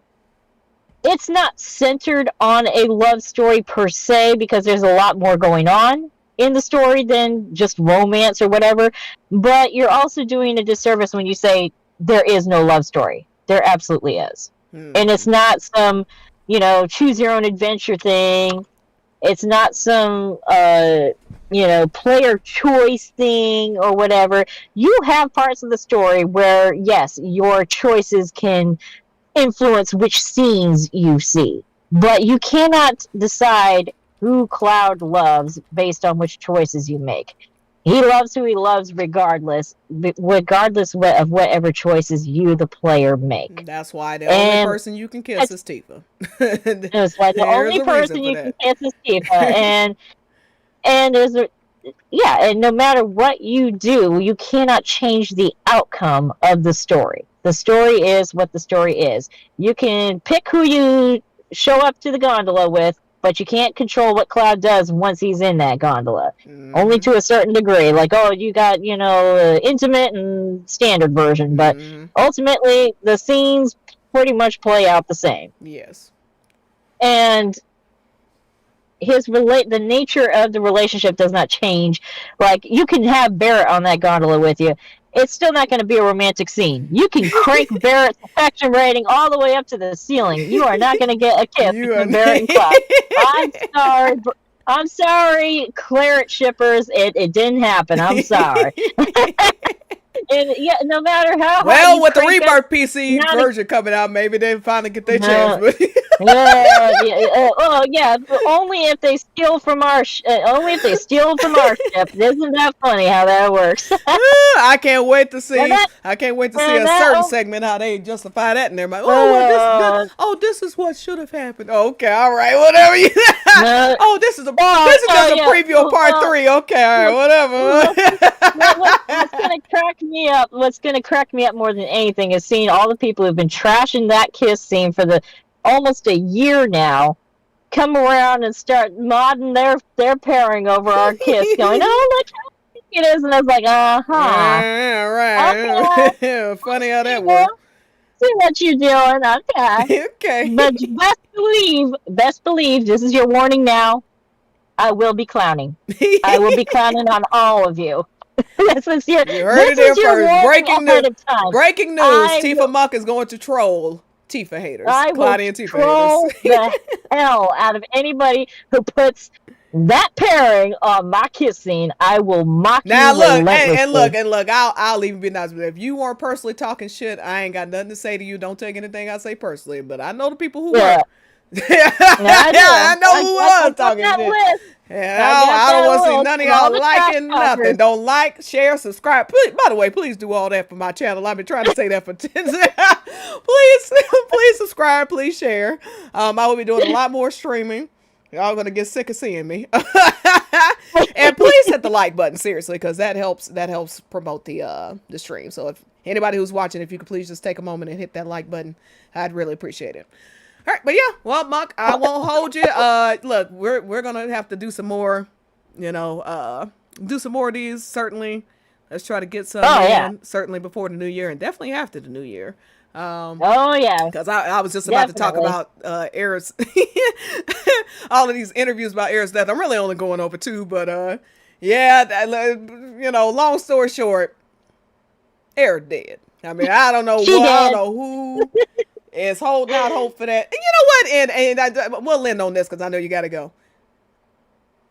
Speaking of disservice, you're just doing a disservice to the story to continue with this. I mean, just let it go. Like, stop, getting people worked up for something that ain't happening. You know what I'm saying? I get wanting to air mystery. And based on this last interview that Hamaguchi did, it seems like that's the route they're going to go. At least that's a route he sounds like he's going. I don't know about everybody else. I don't know. Maybe he's going rogue, but he's just basically flat out telling people what's going on at this point.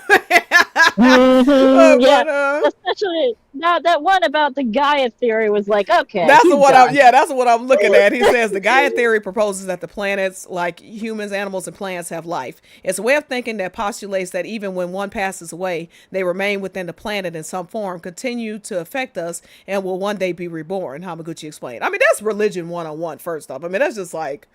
Yeah, you know what I'm saying? And that's the thing, is that that's a very Buddhist. Yes. That's something that's steeped in Buddhism, is the idea of reincarnation, which is exactly what Nojima was talking about when he said that he was looking into Buddhism when he was formulating a lot of this. Yes, because if you look at the way the live stream works, it cycles. You know, it's in living and obviously within the planet, and each living being has life stream within them, has a life stream with them in them as well. And then when they die, that goes back to the planet. Like, it's all about the circle of life. So when they mention life, that's what they're talking about. It's not people are actually being. He literally says right here, of course, since the deceased cannot come back to life, it is difficult to incorporate the aforementioned contradictory theme, seemingly contradictory theme of the cycle of life into the story. But people understand what the circle like a Buddhist is saying, like, this person is come, this person has come back in this specific form the next time they come back.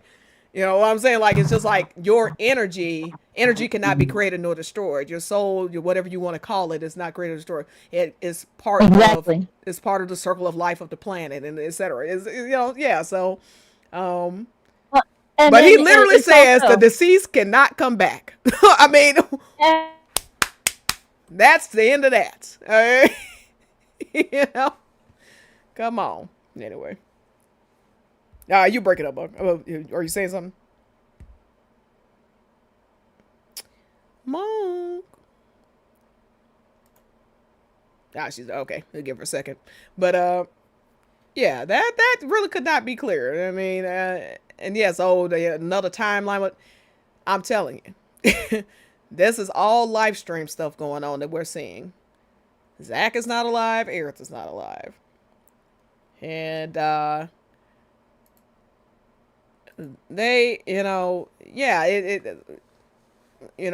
she's mentioned, Nojima mentions the stuff about Buddhism, and then you just think about, I just mean religion in general, the idea of reincarnation or being reborn, or your spirit living on even though your physical body is gone. All these things connect to this to me.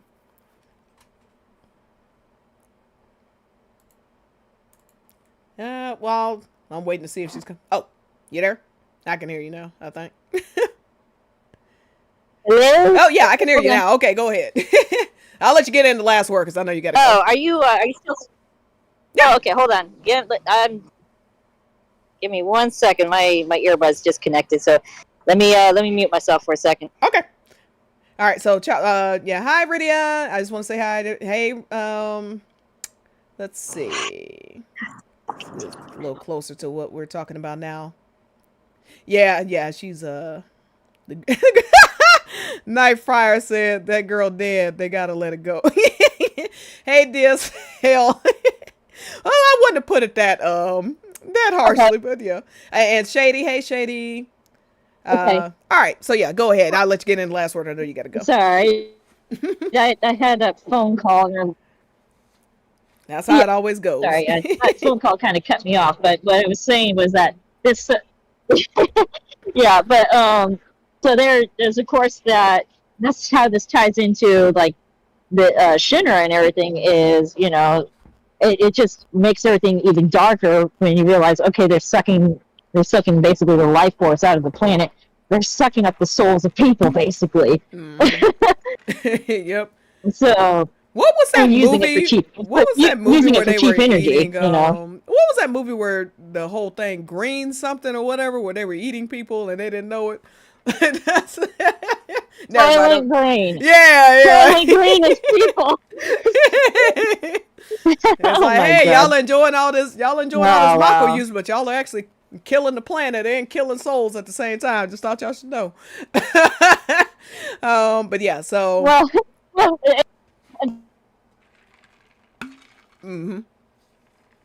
Nah, you cut out again. I'm gonna let you go ahead and say, once you get back, I'm gonna let you go ahead and say what you gotta say. Yeah, Soylent Green. Yeah, thank you. Yeah, she said it too. Yeah, but so I just hope that this is not something. And Monk, as soon as you're back, just start talking. Don't worry about me, because I can say whatever I want to whenever. I just hope this is not a strategy they think is going to work leading all the way into part 3, because I mean, Hamaguchi is flat out telling what's going on at this point anyway. And I see a lot of people on the other side getting, a lot of people who want her to live getting discouraged every time they see these. Well, they should be discouraged if they think this is gonna happen. It's not gonna happen. When the man is literally, when the devs are literally saying like they want the player to connect to Cloud in this moment, real quick for Monk gets the last word. Katase says, whereas in this iteration, we tried to approach it with the mindset of we can't really grasp that this is actually happening. Like the reality hasn't hit yet. That only means one thing. The reality that Aerith is gone. The reality that Zack is gone. Eventually we'll find out. Like, that's what it means. That's what this whole thing is about. They want the player to connect to Cloud's feeling. They want to, like, they in this particular instance, they are in a way using Cloud as a self-insert as the player. You know, as a reflection of what they think or want the player to feel in this moment in chapter 14. So yeah. Exactly. And talk about it, and this kills any theories about, oh, well, she'll just be back in another game, in the next game, they'll find a way to bring her back. And it's like, that would undercut all of this messaging. Like, what would be the point of that? What would be the point? It would just totally gut any sort of emotion that you may have felt during that last chapter. It would have just killed it. It would have killed it right then and there. I love how you said that you made the only reason why this. Look, I'm just saying, some people were more affected by that scene than others. I was one of those ones. I'm getting that feeling. I'm just like, yeah. Well, it was what you said before. Well, it was what you said before, though. It's like, you're sad, but then when she's popping up every 5 seconds, it's like, well, damn, is she dead or she not? Like, come on now, like, let me feel it. You know, it's hard to get into that was my personal, I was like, it's hard to get into it when she's popping up every 5 seconds. You know, I was like, okay. And that's what I'm hoping they don't do, and they don't make the mistake of in the next game. It's like, let it breathe for a moment. Let us really feel her absence. You know what I'm saying? It'll hit more. Yeah, but yeah.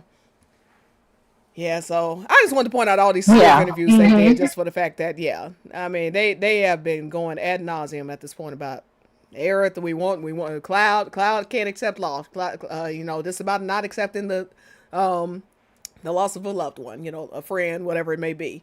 You know, we all could have picked, you know, we all picked up on that. But if you didn't, there's about 20 interviews in the last 3 days in which you can you can read it for yourself. Whew. Exactly. You don't have to take our word for it. If you don't want to believe us, we're just about a couple of, you know, dirty cloudy shippers, and okay, don't take my word for it. Yeah, and let's end on that. Aerith, because I saw this once again. Cloudies need Aerith to die. No, we don't. We're not wishing death on Aerith. We don't need her to die.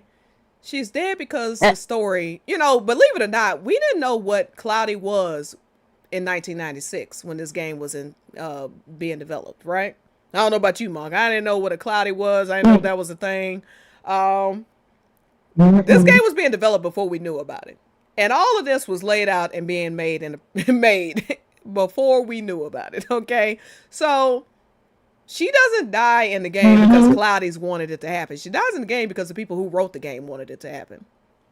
For whatever reason, right or wrong, whether you like it or not. We didn't write this, okay? So I mean, I could make the same argument that, you know, there's a segment of the fandom that only wants her to live for shipping reasons.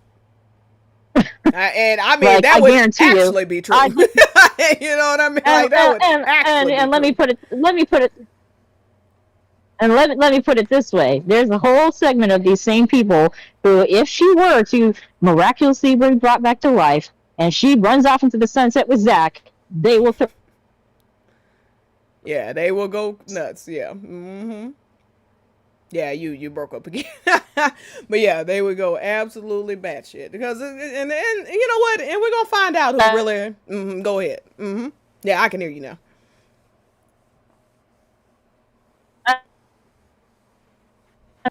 Nah, not quite. Okay. Oh, there you go. Go ahead. But yeah, if she ends up living with Zack, what were you saying?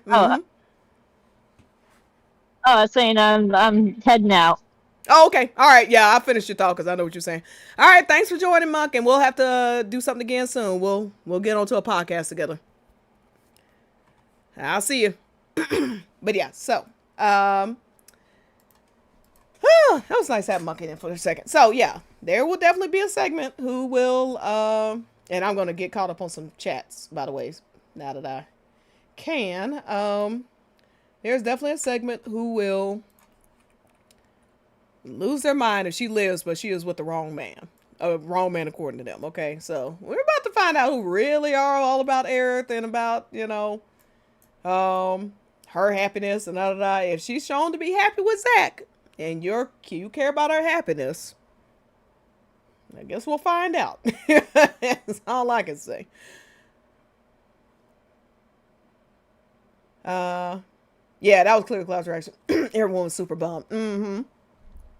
Yeah, Cloud was acting real funny then. And it's just weird that people are trying to like turn it into something romantic. I'm like, everybody else is like, this scene is creepy. Because it is meant to be creepy. It's meant to be off-putting.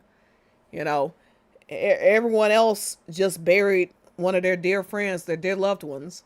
And Cloud is over there like, all right, let's go. And only when Tifa sighs does Cloud have have a moment, but then Jenova jumps in, it's like, whoop, whoop, like he actually remembers what occurred, but then Jenova jumps in, it's like, nope, never mind, here she is. And I did want to speak on that real quick, and then I'll read up on some comments, and then we'll finish this out. So now the prevailing, the prevailing theory is that at the lake, that's Jenova, not Aerith. There's some creepy Jenova music going on. Someone rich on Twitter. Let me get his handle because you should definitely check him out.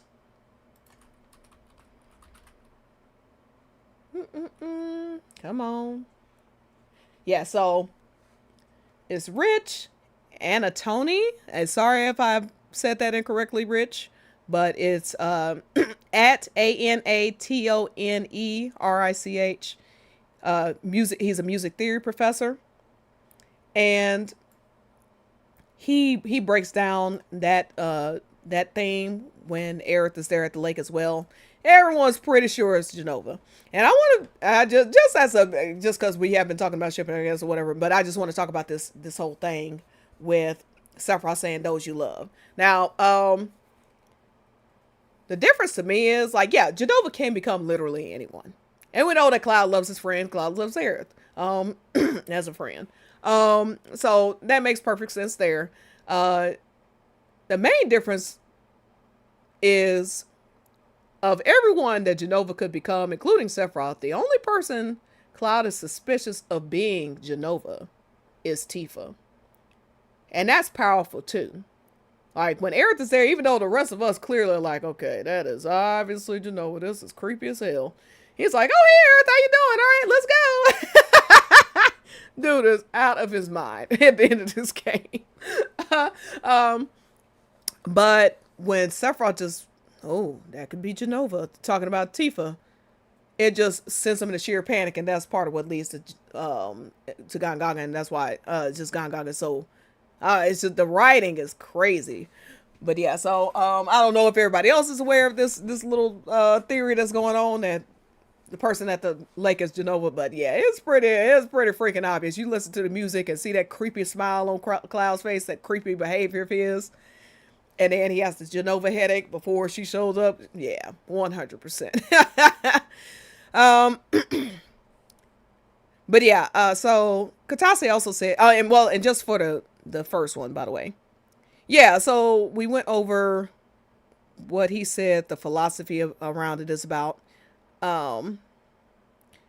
It's also interesting. So he says the basic philosophy of the world of Final Fantasy VII is that not only people, animals, and plants, but also the planet itself has life, described Hamaguchi. In today's world, there are many ongoing environmental problems such as climate change, and it can be said that these practices are shortening the lifespan of the planet. As human beings, we are creatures that coexist with the planet, and therefore we must address issues concerning its life.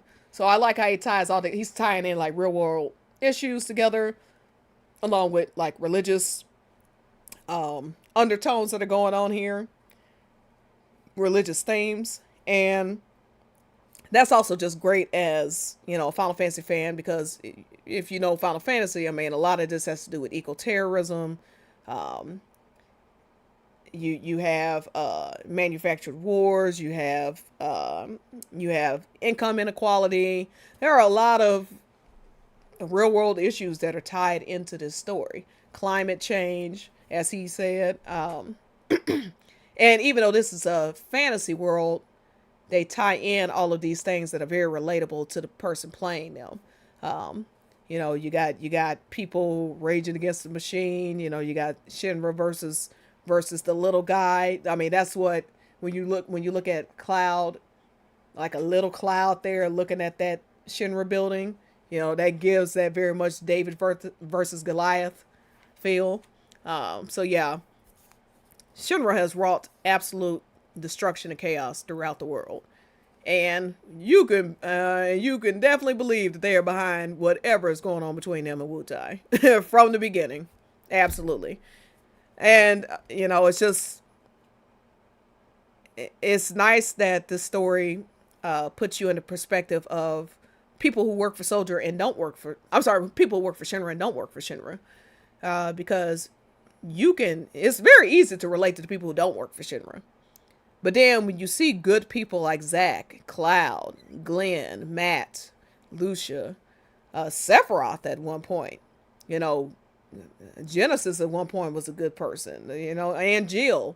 Uh, in fact, sometimes it's hard to decide if some of these people aren't still good people. Does Angel actually ever really turn evil? Not to me. And I like that this game makes you explore those different things within yourself. Like, what do I consider a good person? What is an evil act versus an evil person?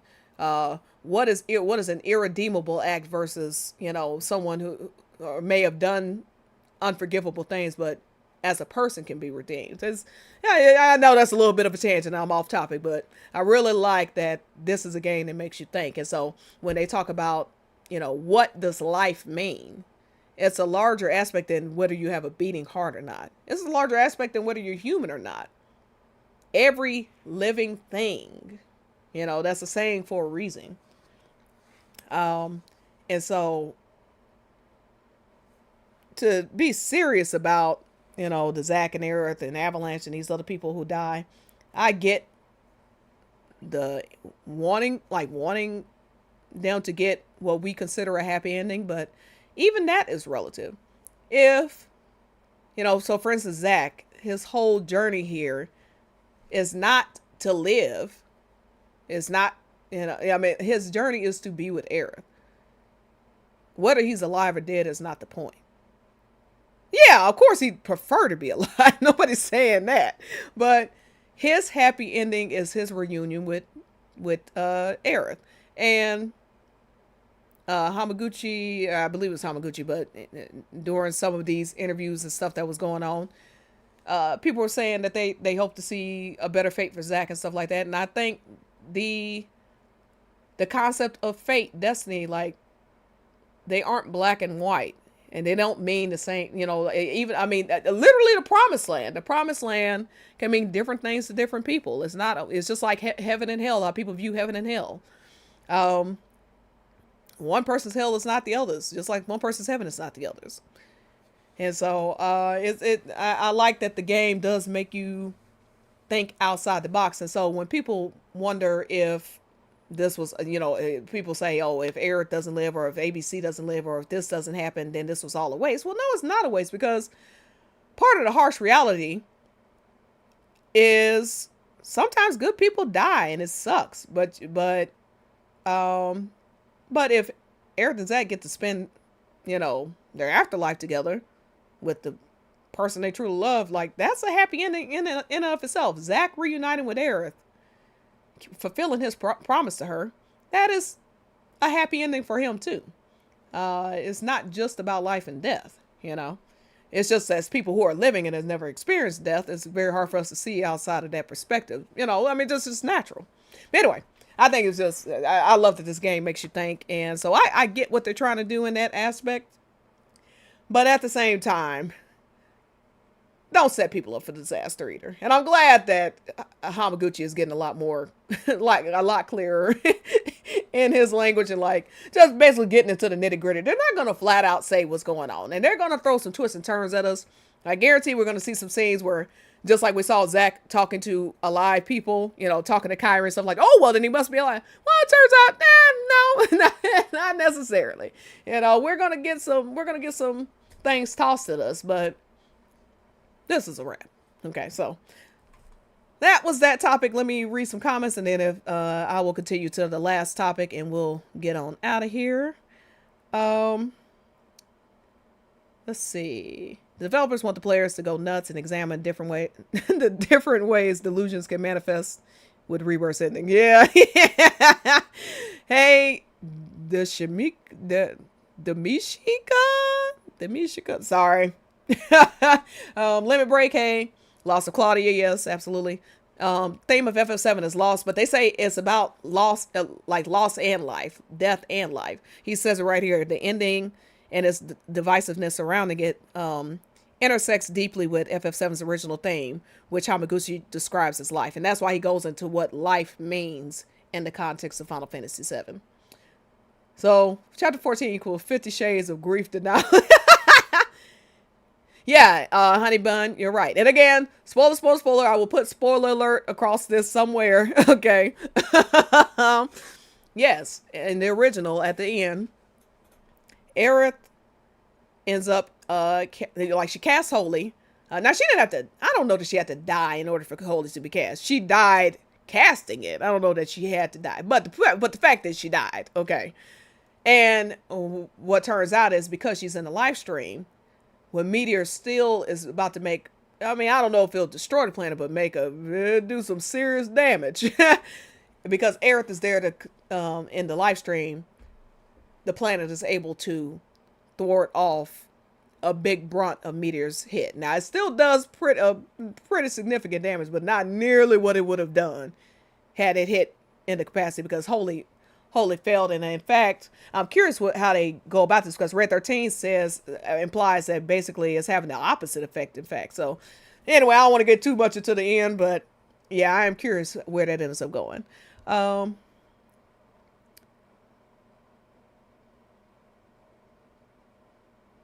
Oh, yeah, lol, that's my favorite too.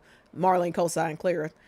Child, what would have been a clue to me that I'm probably, you know, down the wrong path is when a 4-year-old became a major piece of a major piece of evidence as to whether my ship is canon or not. If it was hinging on a 4-year-old's words, I'm just saying. AE, I missed the start. No problem. It's 2 hours on. You got plenty of time to catch up. All right, so let me get to these last things. So last topic is they did an AMA, which is an Ask Me Anything. Yeah, major piece of the lore. I know what 4-year-old Marlene thinks about. Okay, all right. Yeah, you want the true. You want the true. You want to speak to the true love guru. Speak to Marlene. God Almighty. Oh, all right. I digress. Oh, good God! Look, look, Zach was not rhetorically, or I'm not rhetorically. I'm sorry. Zach was not figuratively brought back to life. It's just to have his best friend run off with his girlfriend. I'm sorry. That is not a thing. That's not happening. That is a pipe dream. And SE even gave you a photographer to tell you as such, you know.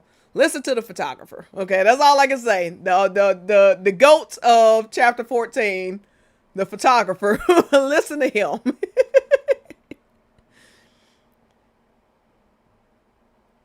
From the mouth of babes. Yeah, well.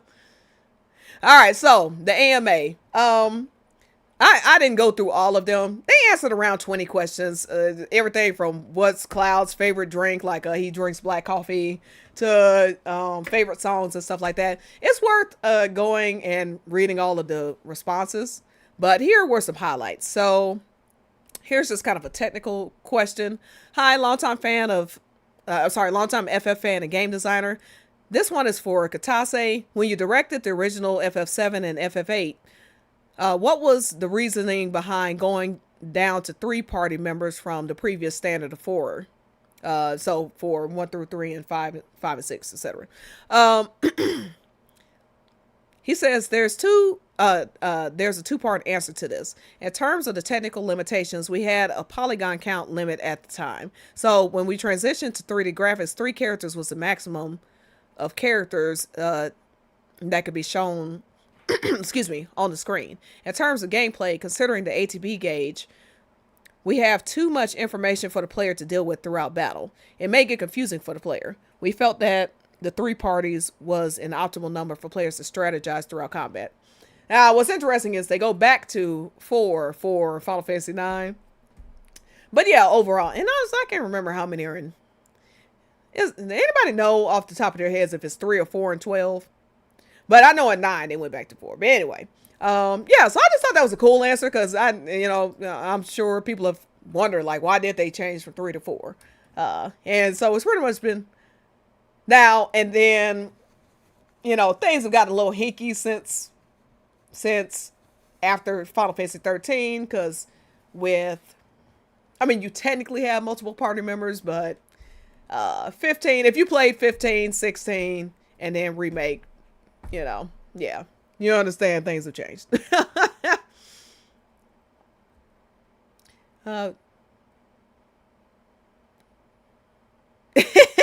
Okay, you look like you're at a funeral. Shipping aside, I always took that as foreshadowing Aerith's fate.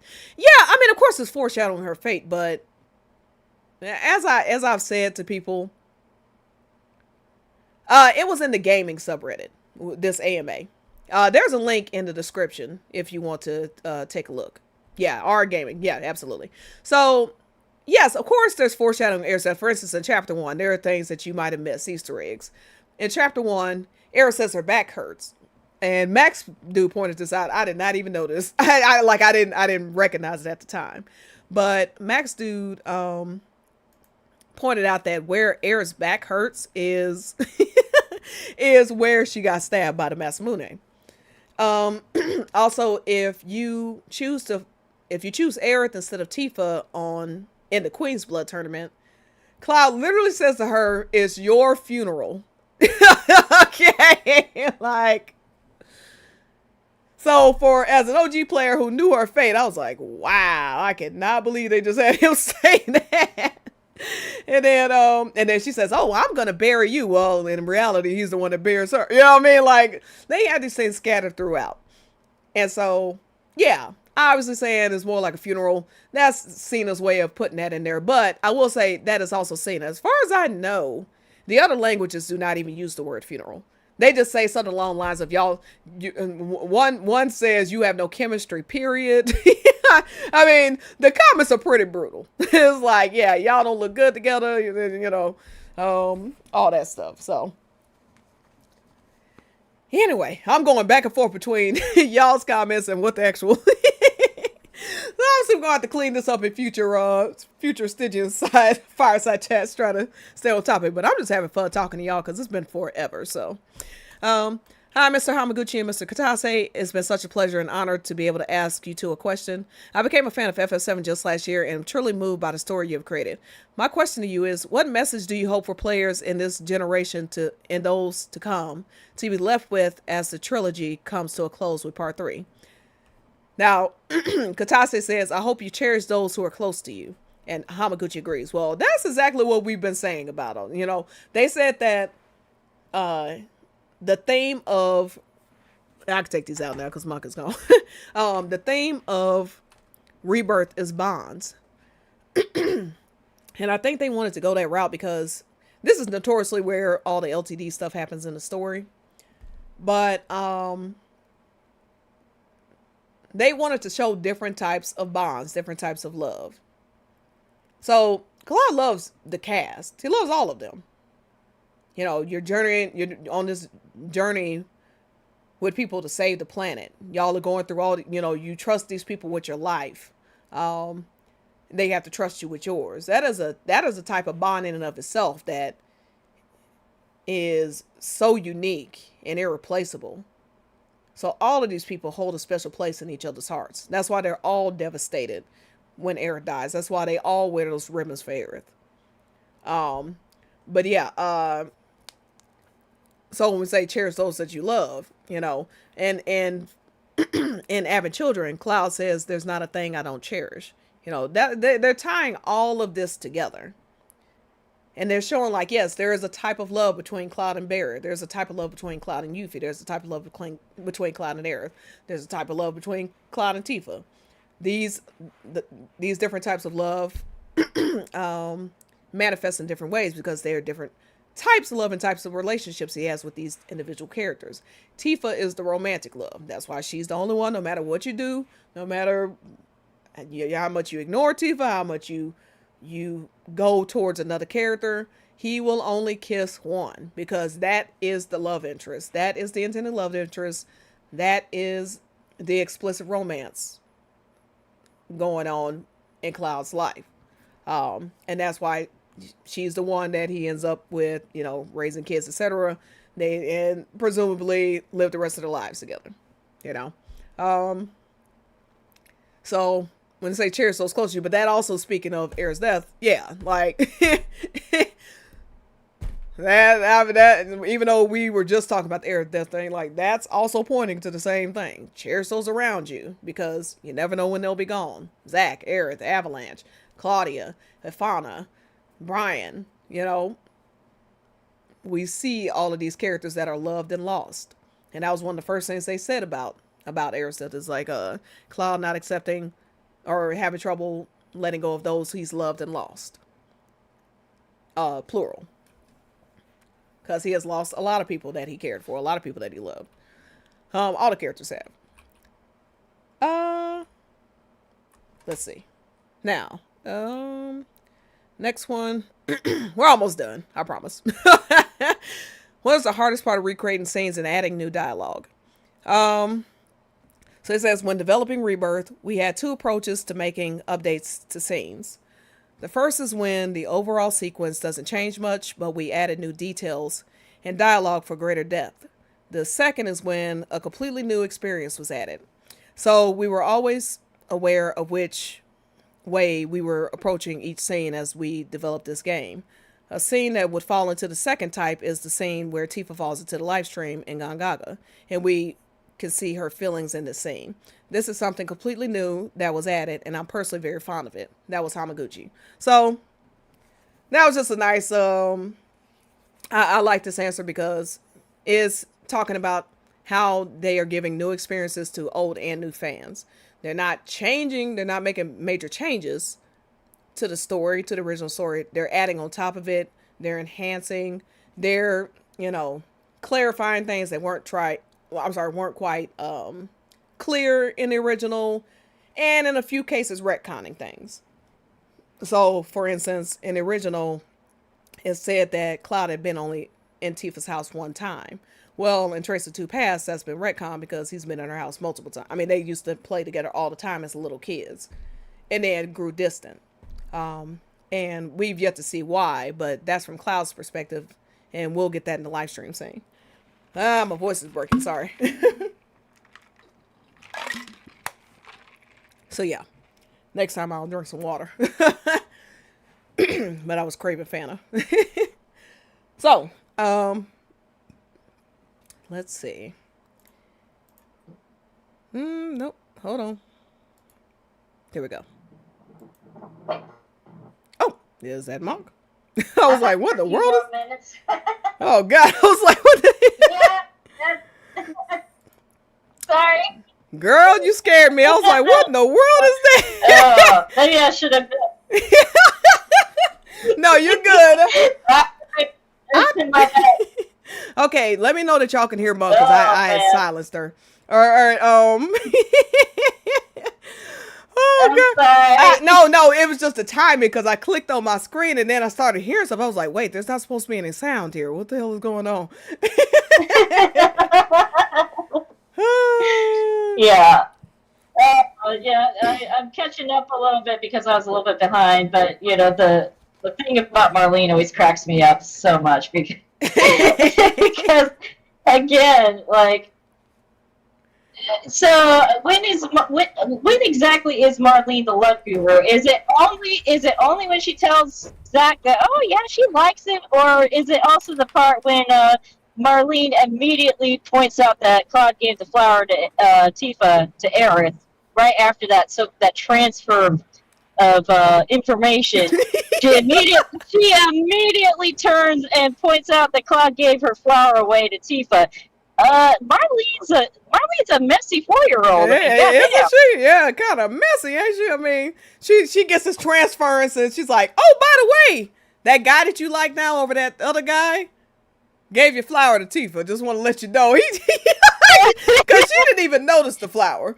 So Marlene like, hey, right there.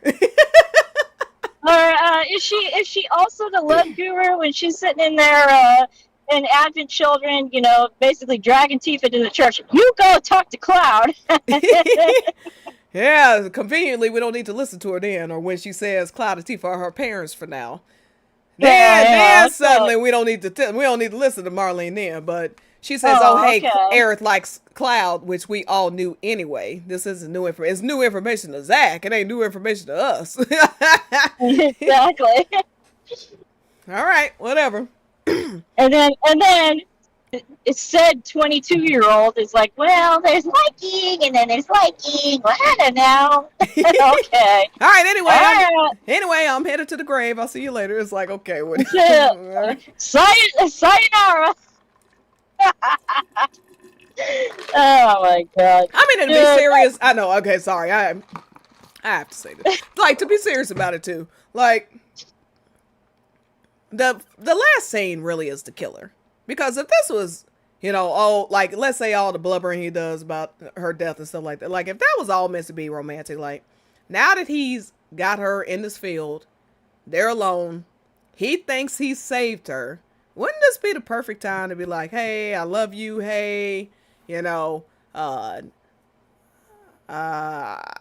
coming back for you, we'll be together. None of that happens.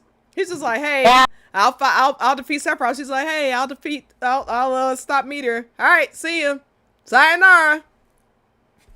No hand holding, no interlocking fingers, no hug, no kiss. They're just like, hey, but he don't even approach her. She approaches him and he turns his head away, like, kind of laughing, like, all right, girl, all right, I'll see you later, girl. Send up that smoke. Anyway, I'm getting on this plane with my wife. I'm out of here. Like, come on now. See, the last chapter is I mean, if the rest of the game wasn't a killer, that was it. Okay. Mm-hmm. I mean, it cracks me up too, because it's like, so what exactly is the justification here? I mean, Cloud in his own mind is not really registering that Aerith is dead. So, like, what is the mindset here? This includes people who think that, you know, oh, this is Aerith in another world and da-da-da-da-da. And it's like, okay, so he supposedly just saved her from being assassinated, right? And so here he is, like, 10 minutes later. Sephiroth, that most certainly has not been defeated. He's still out there. And he's like, okay, bye, Aerith. I'm going to leave you by yourself in this flower field. You know, good luck. Like, oh, I'll send up smoke. Like, honey, you'll be dead before that smoke. As fast as Sephiroth is, you'll be dead long for that smoke in. And Cloud gotta know that. Like, there's a part of his mind that absolutely knows she's gone. I mean, it doesn't make any sense otherwise. Exactly. Deep down in his heart of hearts, he knows she's dead. And that's what I mentioned about when you were gone about at the lake. Like, when Tifa sighs, it starts to hit him again, and then that's when Genova has to step in. And, exactly. And this is like, this again, it ties directly into what Hamaguchi said about them being each other's anchors. Tifa anchors Cloud to reality, and so when she has that sad sigh, it as deep into Sephiroth's control as Cloud has already slipped, she still has that little hold on him, and when she sighs like that, it snaps him out of it, even for a moment. And it's the same thing, like, when I saw, I don't know if it was you who made this post. Somebody made a post about how when Jessie is up on stage and the gold saucer, if Tifa is your date, she has kind of a sad moment. She's crying and stuff, but she seems a lot more calm.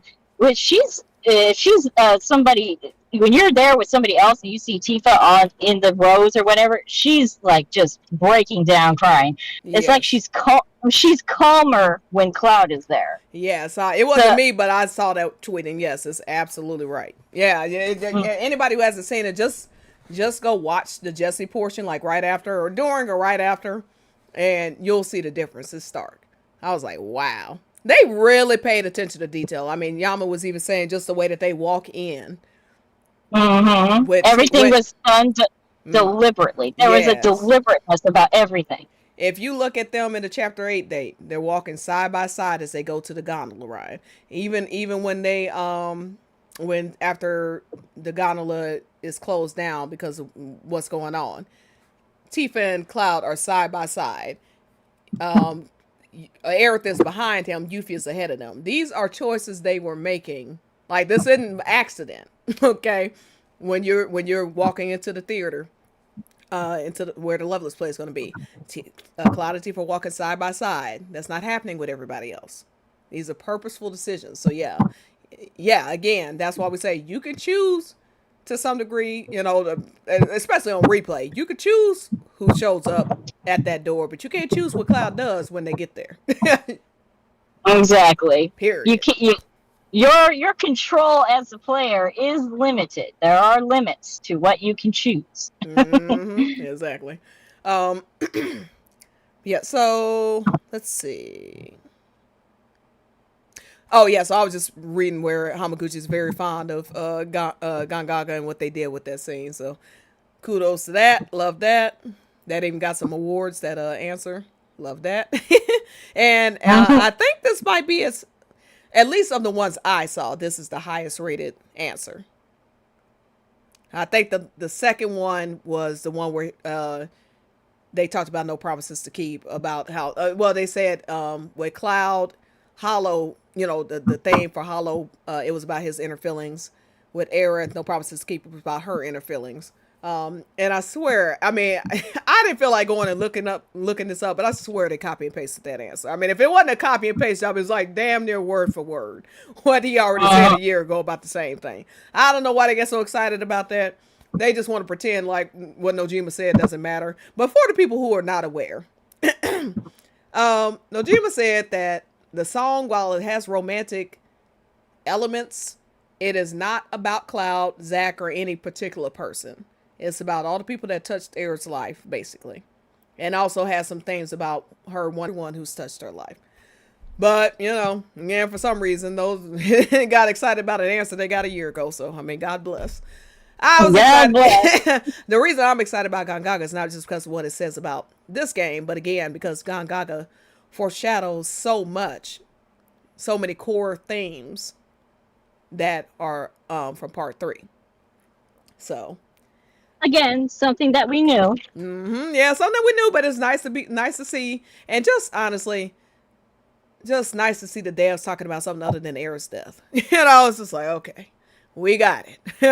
It's such a breath of fresh air, honestly. For real, they got to do more of this. Because if you look at the interviews that have come out in the last month, that Gongaga interview and the interview about the kiss are the ones that blew up everywhere. Especially that kiss one.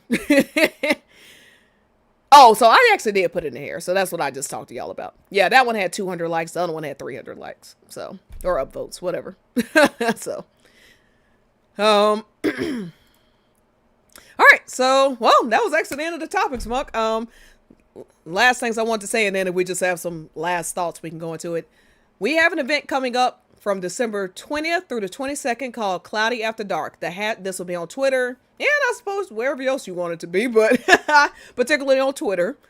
Hashtag Cloudy After Dark 24 is the hashtag. So if you have any, so day 1 is How Sweet, which is softcore romantic. Day 2 is Hard and Bitter, which is hardcore kinky. Day 3 is Free Day. So anything you have to contribute, it could be old art, new art, You know, if you have fan edits, if you have, I mean, just anything you could think of, any type of fan content that you have to contribute. You can even discuss favorite kinky moments between Cloud and Tifa. Certainly plenty to choose from. So, you know, whatever comes to your mind. Feel free to definitely participate in that event. Please, you know, retweet as well. Oh, Monk had to go. Okay.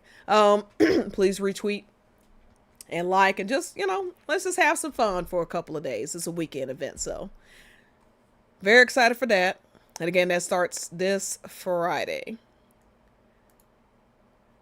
Speaking of this weekend, we have a CloTi space that's happening on December 22nd. So this is Sunday the 22nd, which would be 7 p.m. for the UK, 8 and 9 p.m. EU, 4 p.m. USA WC, 7 p.m. USA EC, 9 a.m. Tokyo time. So,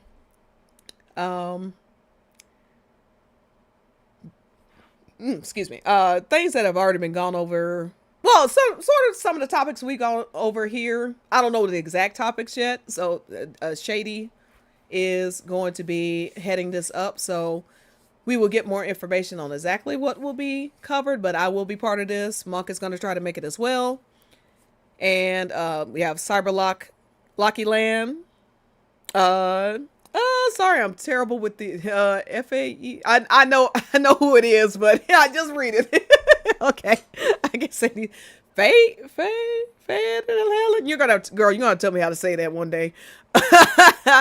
Queen Lully, Knights will be joining, and then topics included but not limited to Cloud and Tifa, live stream, dev interviews, part 3 predictions, how long Cloud is grounded for.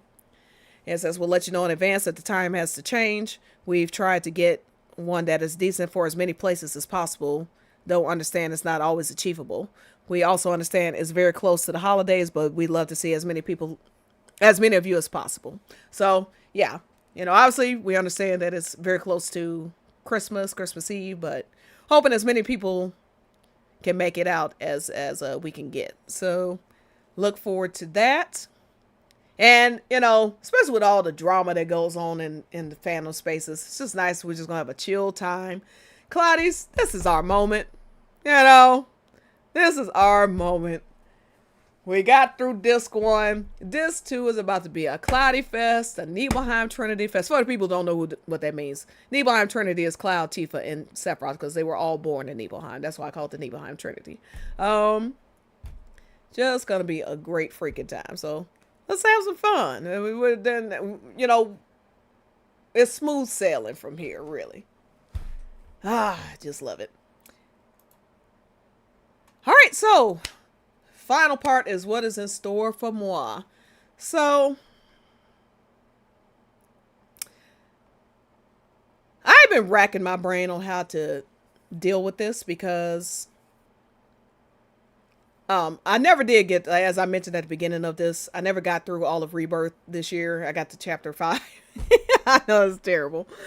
A lot was going on this year. And so I'm like, well, what better way, especially now that we have the PC version coming out, let's just start up the new year right. But what I'd like to do is go through the whole remake compilation. But then that would mean, you know, there's like 44 or something chapters between CCR, Remake, and Rebirth. Well, you know, it'll be fall before I get to Rebirth. And then I also want to do Trace the 2 Pass and 2000 Guilds to become a hero again. In between that, I want to do the whole compilation. So what I've decided is there will be a certain day of the week where I'm starting from the beginning. So we will start. I haven't quite decided what is. I think I'm gonna start with CCR.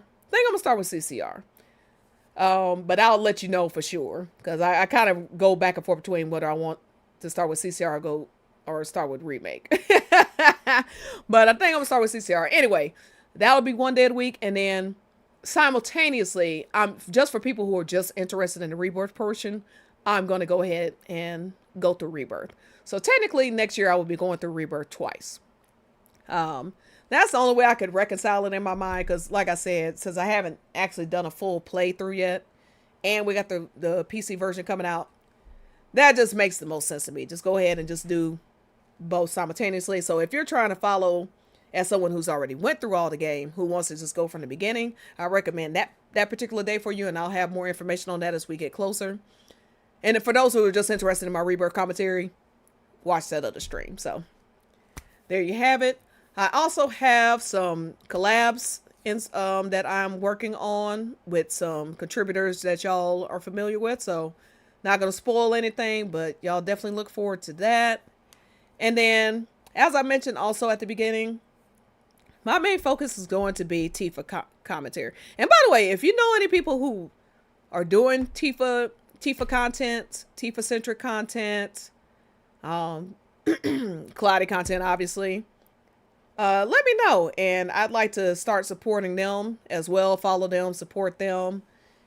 Because heading into part 3, this relationship is going to be core and critical to the story. And I just personally, as somebody who does not frequent, content in general, because, I've got a lot going on myself, but trying to stay up to date. But, there's maybe a lot of content I'm very well not aware of that's out there. So, please let me know. You can always shoot me a message or anything. And I'd love to continue to support them, and maybe could do future collabs with them as well. Any content creators that might be interested in doing future collabs with, because that will be a big focus of my 2025, is not just shipping wise, obviously, but things related to Tifa as a character, whether it be her past, present, or future, all things encompassing Tifa. So one thing I want to do at the very least is something for Tifa Tuesdays as an example, stuff like that. Anyway, so that's stuff y'all can look forward to in 2025. I also am going to start streaming different types of games as well, because, we do have a couple years to the next game comes out. So, and there's some games that I haven't finished yet, or that I'd like to restart, like Alan Wake. I'd like to redo and actually do it on my stream. Some older games. I've actually never played Final Fantasy V and Final Fantasy VI. I know a lot of what happens in them, but I never actually played them myself, and I have the Pixel remaster, so I would absolutely love to play those on the stream along with y'all. No spoiler streams for once. Witcher 3. I'm really interested in Witcher 4, so I'd love to do Witcher 3 on stream, leading into Witcher 4, whenever it comes out. Yeah, so stuff like that. And then if there's just any other content in general you'd like to see, any requests, just hit me up. This is all about y'all. Again, by the way, if you're still watching, please like, share, subscribe. especially subscribe. That really helps me out. And I am now able to monetize, so I still haven't figured that out, what to even do with subscriptions, or like that part, like joining me and stuff like that. I'll try to get that all figured out by the beginning of the year, because as I said, I'm going to be doing a lot more content, and any support from y'all would do wonders, would be wonderful. So obviously I do this because I just love Final Fantasy. I love video games. I love Cloud. I love Tifa. But support certainly helps as well. And so just really appreciate everybody who came out to listen to me. Every Fireside Chat will not be nearly 3 hours. There was just a whole lot to cover. And speaking of, if there are any topics you want me to cover between now and the next Stygian Fireside Chat, anything that you think I might miss, or anything, just anything that you want to hear about from me, I'll put out a specific hashtag to use, and you can just, at me or put it in the hashtag. I'll look through that stuff close to the time and get it on the roster. All right, everybody. Thank you so much. Honey Bun. I don't know if I called you Honey Bee 10 times. Sorry, Honey Bun. Empress. The Mishika. Sorry. Shady. Eris. Kita Eris. Joey. AE. DSO Maniac. Rydia, Charles, all of y'all. Thank you so much. Nightfire. Y'all have a wonderful day, and I will see y'all later. Happy Tifa Tuesday.